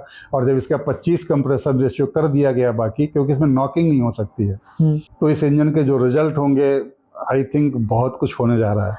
अभी एथेनॉल का मुद्दा बहुत गर्म है, E20 पेट्रोल का, और उसमें प्रॉब्लम ये मतलब जो लोगों को प्रॉब्लम आ रही है वो ये आ रही है कि जो पुरानी गाड़ियां हैं उसमें एथेनॉल E20 पेट्रोल ज़बरदस्ती डलवाया जा रहा है और उसमें बहुत तरीके की प्रॉब्लम्स फेस कर रहे हैं। माइलेज का ड्रॉप हो, वियर एंड टियर हो, बहुत सारी प्रॉब्लम्स फेस कर रहे हैं। तो आप क्या मानते हो कि ये प्रॉब्लम जेन्युइन है या अभी कम आ रही हैं, अभी और आएंगी पुरानी गाड़ियों में स्पेशल? पुरानी गाड़ियों में मुझे लगता है कि लाइनर जो इंजन के अंदर जहाँ पिस्टन चलता है, एल्युमिनियम का पिस्टन होता है, उसमें पानी से बहुत फर्क नहीं पड़ता है जी। लाइनर कास्ट आयरन का होता है, उस पर फर्क आएगा। अगर रोज नहीं चल रही गाड़ी आपकी, खड़ी रहती है, रात भर खड़ी रही तो थोड़ा बहुत अंतर आ सकता है जी। इनको अगर फ्रेंडली मटेरियल जो भी मॉइस्चर या रस्ट के फ्रेंडली, मतलब रस्ट नहीं जिनमें पड़ती है, उससे उस टाइप के लगा दिए जाए और रबर्स चेंज कर दी जाए तो यही गाड़ी बन जाएंगी। दूसरी प्रॉब्लम आती है इसका जो फ्यूल टैंक होता है उसमें वो एटमॉस्फेयर से मॉइस्चर लेकर के पानी में कन्वर्ट कर देता है। तो पानी जनरली पेट्रोल से हल्का होता है, या नहीं पेट्रोल हल्का होता है, अगर पानी नीचे चला जाता है तो उसको मैं रोक सकता हूँ। मैं वो फ्यूल टैंक डिजाइन कर दूंगा जिससे पानी उसके अंदर जाएगा नहीं। आपको बस ये है कि उसमें हर बार आपको अपना फ्यूल टैंक पूरा भराना पड़ेगा, तो फिर जाना बंद हो जाएगा। 1 लीटर डलवाएंगे तो वो नहीं संभव है, तब उसमें रहेगा। और हो सकता है उसमें अभी चूंकि मैंने वर्क नहीं किया वो भी मैं कर दूं कि 1 लीटर आप डलवाइए, चाहे आधा लीटर, उसका सिस्टम ही चेंज कर दूंगा। मतलब पुरानी गाड़ियों में भी बेसिक फ्यूल टैंक चेंज कर दें मोस्ट प्रोबेबली 99%, क्योंकि होता क्या है कि गाड़ियों में अंदर इंजन गर्म होता है। अच्छा। तो अगर आप फ्यूल टैंक चेंज कर देते हैं तो मॉइस्चर जो अंदर रह जाएगा थोड़ा बहुत, बहुत हल्का होगा, हाँ। वो एक जहाज के साथ निकल जाएगा, गर्म होके भाप बन गया, चला गया। तो फिर बाकी तो थोड़ा बहुत तो भाप हर एक में बनती है, तो वो तो थोड़ा बहुत रहता है। आप अपनी कार चलाते होंगे, पीछे से पानी टपकता रहता है, बिल्कुल, तो वो डैमेज नहीं कर रहा है। एथेनॉल का जो कैरेक्टरिस्टिक है, और गवर्नमेंट अगर चाहे तो 27, 25 क्यों कर रहे हैं, 87, 89 क्यों नहीं कर रहे हैं? मैं करके दे दूंगा, मुझे फंड चाहिए। बेसिकली 80% एथेनॉल पे भी गाड़ी चल सकती है, लेकिन उसके लिए वो कंपैटिबिलिटी जो पार्ट्स हैं वो सारी चीज़ें होनी चाहिए ताकि वियर एंड टियर और बाकी समस्याएं ना आए। 95% में चलेगी, ब्राजील में चल रही हैं, बिल्कुल चलती हैं। हाँ, तो 90% चलेंगी। वहां पर बस ऑप्शन दे देते हैं ना कि अगर आपको 100% पेट्रोल डलाना है, लोगों को यहाँ पे यही समस्या है कि भाई हमें ऑप्शन दे दो, हमारे ऊपर थोपो मत, क्योंकि भारत नहीं, इसका ऑप्शन यही होना चाहिए कि इसमें 2 टैंक होने चाहिए, एक छोटा पेट्रोल का, एक एथेनॉल का। हाँ। एथेनॉल वाला जो मैं डिजाइन करने कह रहा हूँ, या ब्राजील से डिजाइन ले ले, उस पर बना दें, अगर पेटेंट नहीं है, नहीं तो मुझसे बनवा लें, दूसरी डिजाइन में दे दूंगा। और पेट्रोल वाले में कोई प्रॉब्लम नहीं है, एथनॉल वाले को भर लीजिए, पेट्रोल वाले में 250 ग्राम डलवा लीजिए, बाकी पूरा पेट्रोल से चलिए, उसे एथनॉल से चलिए। 250 ग्राम पेट्रोल का और रखिए ये दोनों स्टार्टिंग के लिए। चीजें एक ही इंजन से चल जाएंगी, बस टैंक अलग अलग होंगे। एक चाबी लगी होगी, स्विच लगा होगा, नॉब लगी होगी, घुमाइए, पेट्रोल में स्टार्ट कीजिए। स्टार्टिंग प्रॉब्लम है उसकी, पेट्रोल से स्टार्ट करना पड़ता है, पेट्रोल से स्टार्ट कीजिए, बंद कर दीजिए, उसमें चला जाएगा। कार्बोरेटर जितना पेट्रोल है वो जाता रहेगा। कार्बोरेटर से हवा में वो मॉइस्चर ना जाए, उसका अरेंजमेंट किया जा सकता है। That all is possible. Sir बहुत सारे लोग मैंने इस टॉपिक पे वीडियो बनाई थी आपके लिए, तो मेरे पास बहुत सारे कमेंट्स और बहुत सारे डीएम आए हुए हैं कि लोग आपकी हेल्प करना चाहते हैं, दे वांट टू फंड किसी भी तरीके से, ताकि ये रियल वर्ल्ड में आ सके, ये इंजन, ये बाइक, जो भी आपका कॉन्सेप्ट है, ये रियलिटी बन सके। बहुत सारे लोग फंड करना चाहते हैं, तो कोई तरीका है कि इस प्रोजेक्ट को फंड किया जा सके? इसमें फंड्स की जितनी ज़रूरत है, अगर फाइन फिनिश ओरिजिनल इंजन बनना चाहिए तो मुझे नहीं लगता कि 1 CR से कम में बनेगा। अच्छा, 1 करोड़ से। ओके। और फंड्स मैं किसी से फ्री नहीं चाहता हूँ। मैं चाहता हूँ कि वो पैसे के बदले में उनका कुछ भविष्य सुरक्षित हो। अभी तक जिन लोगों ने चाहे 1 रुपया भेजा हो, चाहे और ज़्यादा भेजा हो, वो 2000 भेजे हो, कोशिश मैं करूंगा कि जो मुझे फंड्स अगर मिलते हैं, जनरेट होते हैं और मैं दुनिया में रहता हूं, तो उनको कुछ ना कुछ दे के जाऊंगा। वो 10 गुना होगा, 50 गुना होगा, 100 गुना होगा। ये जितने फंड्स मिलेंगे उसके हिसाब से होगा, उतने लोगों को कुछ भला हो जाए। और अगर उस लेवल के फंड्स आ गए, अभी जो बन रहा है वो 2-4 लाख का बनेगा। अगर CR में आ जाते हैं, उसमें अभी ये प्लेट रहेगी, प्लेट दोबारा बनवा रहा हूँ। लेकिन अगर बड़े फंड्स आ जाते हैं तो क्रैंकेस बनना बहुत कठिन चीज़ है। और 2011 में किसी से मैंने दिल्ली में पूछा था कि पूरा आप बनाएंगे तो कितना लेगा, तो उसने 35 लाख 2011-12 में बताए थे। अच्छा, तो अब वो CR मांगेगा कि CR से ज़्यादा मांगेगा, मुझे नहीं पता है जी। अभी जो ज़रूरतें थी उसके लिए मैंने अपनी कंपनी के कुछ हिस्सेदारी लोगों को लाभ में दे दी है कि भाई इतना लिखा पढ़ी मुझसे कर लो और मैं इसमें कुछ करता हूँ जी। और कोई चाहेगा तो वो भी दे दूंगा। मैं इस समय 25 लाख में 1% हिस्सेदारी दे दूंगा अपनी, अगर वो लीगल है तो, इलीगल है तो नहीं दूंगा जी। तो मेरी समझ में अपना लाभ हानि बेचना कोई बुरी बात तो नहीं है। हाँ, तो अगर बेच सकता हूँ, लीगल है, तो मैं 1% दे दूंगा। 20 लाख 25 लाख में पैसे 25 मांग रहा हूँ, लेकिन अगर कोई मुझसे कमज़ोर है, गरीब है तो 20 ले ले, और अगर है तो 30 दे दे, है ना, क्योंकि मुझे तो चाहिए पैसा। और नहीं मिलेगा तो इस प्लेट के साथ में थोड़ी बहुत आवाज़ करता वो चला के दिखा दूंगा। माइलेज से मतलब है, फाइन फिनिश कंपनियां जब बनाएंगे तो खुद ही बना लेंगी, वो तो 20 ऑप्शन जानते हैं। Engineering is not the problem, क्योंकि हम चांद पर पहुंच रहे हैं तो बाइक की इंजीनियरिंग ना हो इस दुनिया में, ये संभव नहीं है। बिल्कुल। अभी हम एक मटेरियल लगा रहे हैं, कल दूसरा लगाएंगे। अभी हमने 2 स्प्रिंग मंगाए, वो अमेरिका की एक कंपनी कह रही है कि 30 मिलीमीटर लंबा स्प्रिंग, 10 OD है उसकी 10 मिलीमीटर, वो हमें 50,000 का एक स्प्रिंग देगी। इंडिया में 20 जगह बात की, हम बना ही नहीं सकते, 2 स्प्रिंग कोई बनाता नहीं है। अमेजन से मंगाओ, वो 4000 RPM पे टूट जाते हैं। तो संकट तो मेरे साथ बहुत सारे हैं। तो सर अगर कोई नॉर्मली आपकी हेल्प करना चाहता है, आपके शेयर्स नहीं खरीद पाता या उसकी इतनी नहीं है नॉर्मली कि भाई, वो अगर 1 रुपया भी देगा तो मैं रिटर्न में कुछ ना कुछ दूंगा। मैं फ्री लेकर के इस दुनिया से अगले जन्म में उसका गधा नहीं बनना चाहता हूँ। वो कितना दे पाऊंगा इसलिए नहीं कह रहा हूँ कि अभी कुछ मिला नहीं मुझे जी। जो मिलेगा उसमें से मैं उसको, अगर जैसे 20 लाख का मान लीजिए शेयर दे रहा हूँ, तब 100 रुपए वाले को शेयर में कन्वर्ट करना बहुत मुश्किल है। उसको 10 गुना, 20 गुना, 50 गुना कुछ मैं कर दूंगा। अब वो मैं पहले से प्रॉमिस करना गलत होगा। प्रॉफिट आएगा तो करूंगा। मैंने सबके जिसने भेजे सबके फ़ोन नंबर, UPI ID एक डायरी में लिखवा ली। आप चाहे तो मैं आपको दिखा दूंगा, वो लिखे रखे, बिटिया हमारी लिखती है, और जैसा होगा वो भविष्य पे। लेकिन एक रिक्वेस्ट है जी, जब तक देने वाले के मन में ये ना हो कि इस पैसे से उसका कोई नुकसान नहीं होगा, मेरे कारण किसी को दर्द होगा तो मुझे तकलीफ होगी जी, मैं वो नहीं चाहता हूँ। फ्री है, 100 रुपये 50 रुपये कुछ भी आप करेंगे, आप डालेंगे तो मैं कोशिश करूंगा। कम फोन में तो सिक्योर रहता है आपका UPI ID वगैरह, बिल्कुल। तो जैसे ही आएगा तो 2 बंदों को बिठा दूंगा, आपको जो दे सकता हूँ मैं दे दूंगा। नहीं दे पाया तो ये मान लिया कि अगले ज़िंदगी में गधा बन जाऊंगा, सारा सामान मेरे ऊपर लाद के ढोना मुझको, और मैं क्या कर सकता हूँ। तो फिर एक काम करूंगा सर कि आपका जो QR स्कैनर है और UPI ID ये दोनों लगा दूंगा, ताकि लोग जो भी आपको डोनेट करना चाहते हैं, फंड करना चाहते हैं, वो आपको कर सकते हैं। कोई भी कुछ भी करे, लेकिन बस ये है कि फेयर हो और वो तकलीफ में ना दे कि उसके घर में दवाई के पैसे रखे तो उसने मुझे मम्मी बिना पूछे दे दिए जी, और कल उसकी माताजी कहे कि नहीं ये तो गलत हुआ है, तो वो पैसा मुझे ना दें। उसकी जगह जब मैं सफल हो जाऊं, कभी आपकी तकलीफ है तो मुझसे मिलें, हो सकता है मैं कोई आपको रास्ता दे बैठूं जी। तो सर इसमें अभी अगला स्टेप क्या है आपका? प्रोडक्शन में मैं नहीं जाऊंगा, मैन्युफैक्चरिंग में, क्योंकि मुझे अभी रिसर्च और करनी, मेरे पास इसी लेवल की 2-3 टेक्निक और पड़ी जिन पे मैं वर्क करूंगा। उसमें सबसे पहले चूंकि मेरी विंड मिल सबसे पहले नकार दी गई थी और दुनिया ने कहा था कि ये नहीं हो सकता है, तो मेरे दिमाग में जुनून चढ़ा हुआ है। मैं समुद्र से उतनी बिजली बना के दिखाऊंगा जिसमें कोई भी दोबारा इन्वेस्टमेंट नहीं करना होगा, अपने पैसे से इंफ्रास्ट्रक्चर खड़ा करूंगा और बिजली फिर फ्री हो जाएगी। तो गवर्नमेंट जितना चाहे कमाए, हमें क्या दिक्कत है।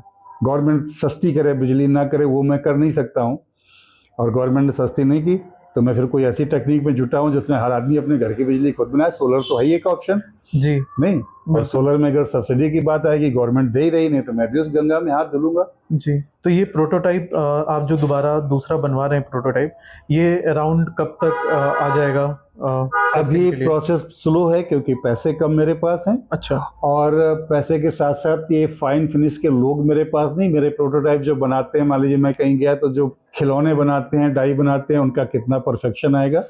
अगर सही हो गया तो मुझे उम्मीद है कि दिसंबर के किसी डेट में मैं रोड पर टेस्ट करके देख लूँगा। 10-20-50 बार जब खुद देख लूँगा तो आपको बुलाऊंगा, आप कवर कर दीजिएगा और सबको दिखा दीजिएगा। मान ली इसमें कोई डिमांड दोबारा आती है कि ये परिवर्तन और होना चाहिए, ये संभव होता है। R&D में कभी एक बार में आपकी फाइनल वर्किंग नहीं होती है। इसके बनने के बावजूद मशीन कहती है कि मुझ में अभी ये और कर दो, उससे बात करना होता है। तो वो अगर कुछ कहेगी कि नहीं भाई मम्मी थोड़ा चेंज कीजिए, that is my brain child and I am is mother, her mother, तो अगर कुछ कहेगा तो मैं उसको ठीक करूँगा। जब कहेगा कि नहीं I am now healthy and grown up, तो मैं उसे दुनिया के सामने सेवा करने के लिए रख दूंगा। और टेक्निक और साइंस की कोई बाउंड्री नहीं होती है, वो पूरे विश्व में हर एक को कुछ ना कुछ तो देगा। 800 करोड़ लोगों को कोई चीज़ मेरे उसमें जरा से योगदान से मिलता है, इससे ज़्यादा मुझे और क्या चाहिए। जी सर। और पैसे तो अपने आप आएंगे। 2009 से अभी तक लगातार सपोर्ट करते हैं। एक बार मेरे बच्चे को डेंगू हो गया, उसकी प्लेटलेट हो गई 60,000। जब मैंने टेस्ट कराया, अगले दिन टेस्ट कराया तो 31,000 हो गई, और फिर अगले दिन टेस्ट कराना गया तो 21,000 हो गई। तो घर में ये हो गया कि अब ही इज़ लिविंग, क्योंकि पैसा मेरे घर में 500 की नोट नहीं थी पूरी। शायद नेचर का कोई खेल होता है, क्योंकि भगवान के साथ मेरा कोई रिश्ता बन नहीं पाता है, मैं पूजा पाठ नहीं कर सकता हूँ। साइंस कहती है कि जब सामने देख लो तब मानो, मुझे दिखाई नहीं पड़ते। तो उनका फ़ोन आ गया और उन्होंने कहा कि क्या बात है, आज बड़ी आवाज़ दबी हो। मैं क्या बेटे को ये हो गया, अभी पैसे मैनेज नहीं कर रहा हूँ। कहेंगे पहले आप अस्पताल लेके जाइए, वहाँ पहुँचने से पहले आपके अकाउंट में पैसे आ जाएंगे। उन्होंने किसी से उधार लेके मुझे दिए जी। और मैं अस्पताल पहुँचा हूँ, उससे पहले पैसे मेरे अकाउंट में आ गए 35,000 रुपये, और बच्चा बच गया। ये छोटा वाला, इसकी पढ़ाई नहीं हो पाई, 9 तक पढ़ा बेचारा, उसका रिस्पॉन्सिबल मैं हूँ।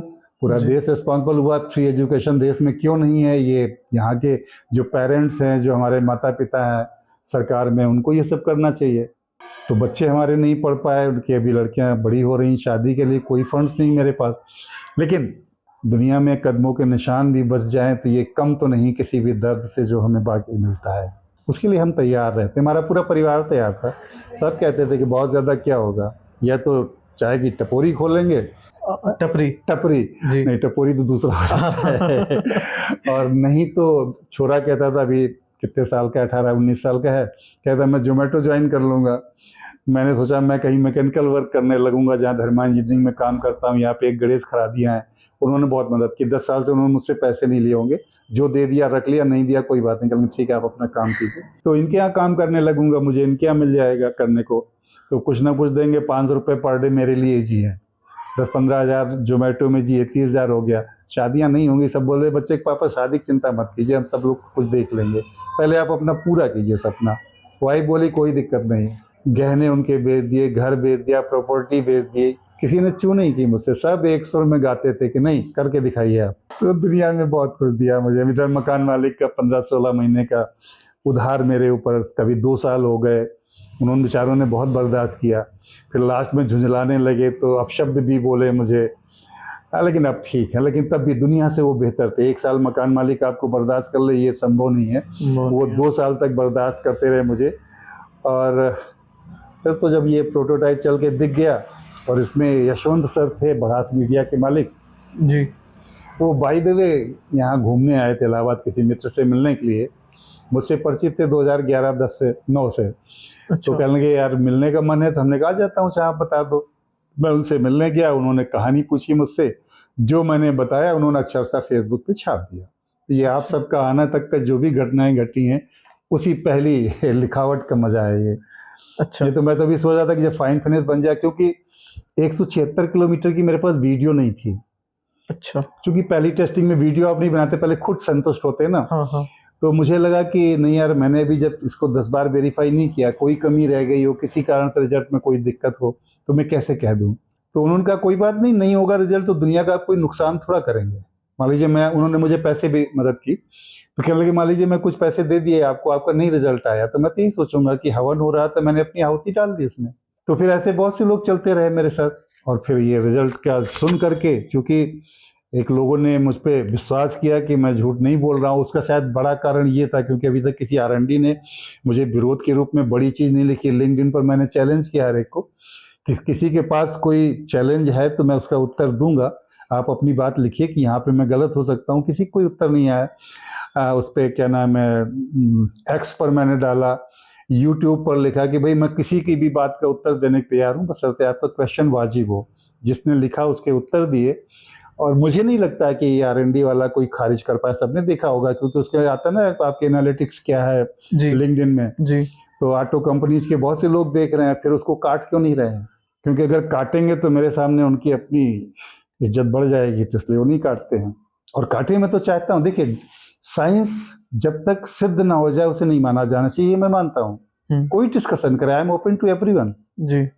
और नहीं ओपन है तो मैं करके दिखाऊंगा। मान लीजिए अभी आपका प्रोटोटाइप आ जाता है दिसंबर जनवरी फरवरी तक में, और आई विश की एंड आई एम होपफुल कि वो 100% सक्सेसफुल होगा। इसके बाद मान लीजिए जो कॉमर्शियल इसको ले जाने के लिए क्या कैसे ले जा सकते हैं और क्या इसमें चैलेंजेस आएंगे? कोई भी फ्रेश एंटरप्रेन्योर जो इन्वेस्ट करने की पोजीशन में है, कम से कम बाइक वाला थोड़ा ज़्यादा लग सकता है, लेकिन मुझे लगता है कि 25 से 50 करोड़ की जिसकी दम हो बैंक से निकाल करके वो आ जाए, मैं उसका खड़ा करा दूंगा। R&D मेरी जिम्मेदारी, उसकी कंपनी में कोई हिस्सेदारी नहीं लूँगा। अगर उसकी मजबूरी नहीं है कि नहीं आप साथ नहीं होंगे तो मेरा माल नहीं बिकेगा, नहीं तो उसका ब्रांड एम्बेसडर मुझे बना ले, बेचे और वो बिकेगा। और उतना रिस्क, अब देखिए रिस्क दुनिया में, हम छत के नीचे बैठे हैं तो भूकंप आ जाए हम दोनों मर जाएंगे। तो जो मैंने देखा नहीं है वो मैं नहीं जानता हूँ, कोई रिस्क हो जो मैं ना जानता हूँ।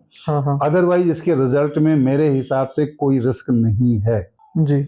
और मार्च के बाद चलें, फरवरी के बाद चलें, जब मैं सड़क पर चला के दिखा दूं। लेकिन जब सड़क पर वो चला के दिखा दूंगा तो वो जब तक सोचेंगे, रिएक्ट करेंगे, तब तक मेरे पास बहुत से लोग आ चुके होंगे, उनका नंबर ही नहीं आने पाएगा। अपने यहाँ एक मजबूरी है, ये ह्यूमन नेचर होता है। अभी अगर हमारी चीज को बाबा रामदेव डिक्लेयर कर दें कि yes it is right, I will like to purchase it, तो यहाँ से लेके शास्त्री ब्रिज तक लाइन लग जाएगी। क्योंकि किसी बड़े ने ऐसा नहीं कहा है, तो छोटे जिनके पास हैं भी 25-50 करोड़, वो भी बैठे हैं कि पहले वो ले लें तब जाऊंगा, तो कौन हेडक ले। और दूसरा क्या नेचर होता है कि सेल्फ डिसीजन कोई नहीं लेता, बहुत कम लोग होते हैं। वो डिसीजन किसी उससे लेते हैं जिससे अपने आप को श्रेष्ठ मानते हैं। उन्हें अपने दिमाग पर, अपने माइंडसेट पर भरोसा नहीं होता है, सामने वाले पर भरोसा नहीं होता है। कोई बड़ा आदमी हो जिसको कहेंगे नहीं ये तो सक्सेसफुल बिजनेसमैन है और इसने ले लिया, इसका मतलब बात में दम, चाहे भले बाद में हम फेल हो जाए। अभी हम किसी बड़े बिजनेसमैन को कह दें कि भाई 2 करोड़ आपका रहेगा, 2 करोड़ मेरा रहेगा, इस पे एक लाइन बोल दीजिए, हो सकता है वो बोल दे कोई, क्या 10 करोड़ 20 करोड़ 50 करोड़ लेकर कहते कि इंजन तो बहुत अच्छा है, मैं ले रहा हूँ इसके डिजाइन को, तो कल से लाइन लग जाएगी। अदरवाइज वो अपने डिसीजन पर नहीं जाते, किसी इंस्टीट्यूट में जाके पूछेंगे इज इट पॉसिबल, भगवान का भक्त कहेगा इज नॉट पॉसिबल। अगर इंपीरियल कॉलेज लंदन कह सकता है इट इज नॉट पॉसिबल, तो वो भी यही कहेंगे। तो सर हम लोग फिर इसका प्रोटोटाइप, मतलब लिटरली आई विश कि इसका प्रोटोटाइप आपका दिसंबर या फरवरी मार्च तक हाँ, मैं देखिए कंप्लीट हो जाए। कम से कम अपनी व्हीकल हम आपको चलाने को जरूर देंगे। आप आइएगा, पहली टेस्टिंग आप ही से करवा दूंगा, खुद टेस्ट करने के बाद उसको चला के देखिएगा, जो मिले चिल्ला के कहिएगा। और जब आप कह देंगे तो फिर जिसे आना होगा आएगा। मैं किसी दरवाजे नहीं जा रहा हूँ। अभी मैं नेस्कॉम कनेक्ट में गया था, वहाँ एक कंपनी थी, उसका बंदा आया था, कह रहा था चलिए मैं आपका प्रोटोटाइप अपने आप बना दूंगा। मैंने कहा मेरा प्रोटोटाइप बन चुका, अब आप क्या बनाएंगे? हम फाइन फिनिश कर देंगे। तो मेरा चूंकि पंजाब का अनुभव बहुत कड़वा था, तो मैंने कहा आपकी गर्ज हो तो आप मेरे यहाँ आइए, मैं नहीं आऊँगा। आपको चाहिए मेरे पास आइए, पहले डील कीजिए, जब फाइनल हो जाएगा अपफ्रंट दीजिए, मतलब इतने पैसे हों कि अगर आप मेरे साथ चीटिंग करें तो मैं आपसे लड़ सकूँ, तब तो मैं चल दूंगा, अदरवाइज नहीं चलूंगा। भैया मुझे तो कटाकुटी कर दीजिए तो मैं फुर्सत हो जाऊंगा, वैसे भी आज़ाद हो जाऊंगा। तो फिर वो साथ नहीं आए? उनके साथ एक जापानी था, तो उसको यकीन ही नहीं हुआ कि कोई बंदा इस तरह से कर सकता है। वो इतनी बड़ी कंपनी, शायद वो कंपनी थी या वहाँ का बंदा था, जी तो उनको ये लगे नहीं कि कोई बंदा जो लेमैन है, एक छोटी सी जगह से निकल के आया, वो ये कह सकता है कि मैं नहीं आऊँगा। वो तो अपेक्षा कर रहे थे। उनके पीछे कुछ लोग और भी खड़े थे कंपनियों के, तो उन्हें लगा होगा यही उत्तर सुनने से अच्छा है कि कह दे मुलाकात नहीं हो पाई, नहीं तो मालिक कहेगा क्या करके आए, है ना। और हर एक की अपनी मजबूरियां होती। देखिए, मालिक बैठा है, मालिक साइंस नहीं जानता है। R&D वाले अपनी क्रेडिट नहीं लूज करना चाहता है, तो वो मालिक से कह दे कि इज बेटर टू मी, तो कहेगा तू यहाँ क्या कर रहा है। तो हर एक के अपने संकट है, कंपल्सन है, बिल्कुल बिल्कुल सर। लेकिन हवाओं को रोका नहीं जा सकता है। या तो वो खत्म हो जाएंगी तो हवा चलना बंद हो जाएगा, जी और चलेंगी तो पेड़ हिलेंगे, तूफान आएंगे, चक्रवात बनेंगे, बहुत कुछ होता है। बिल्कुल बिल्कुल सर। बहुत मजा आया सर ये पॉडकास्ट करके। एक नई बहुत सारी चीज़ें सीखने को मिली हैं, ऑनेस्टली जानने को मिली कैसे ये चीज़ें काम करती हैं हमारे सिस्टम पे, जो कई बार होते हैं कि चलिए सर इसको मैं क्लोज करने के लिए ले लेता हूँ कि सर बहुत बहुत थैंक यू सर बुलाने के लिए, और आपने बहुत अच्छे से समझाया कि कैसे आपका प्रोटोटाइप काम करता है और कैसे सारी चीज़ें वर्क कर रही हैं।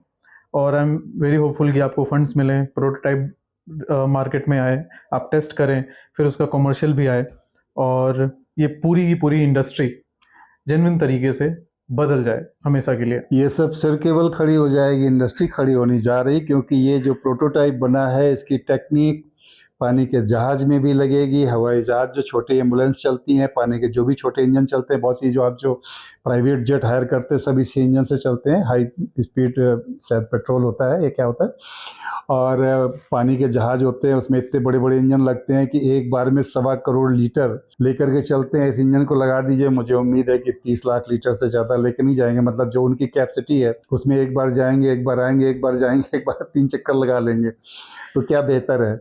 और ये रेल में, बस में, ट्रक में, मोटरसाइकिल में, जनरेटर में, कहीं लगेगा यही लगेगा, किसी भी फ्यूल में होगा यही चलेगा। तो मुझे तो लगता है कि इंडस्ट्री सर केवल खड़ी। और उसमें भी अच्छी बात यह है कि इसमें बहुत ज़्यादा चेंज नहीं है। क्रैंक की डिज़ाइन में चेंज करना, क्रैंक पूरा नहीं चेंज होगा, उसी मोल्ड में चेंज करा सकते हैं या नया मोल्ड बनेगा बहुत ज़्यादा, बाकी क्रैंक वही है। इसमें कनेक्टिंग रॉड में थोड़ा चेंज आएगा।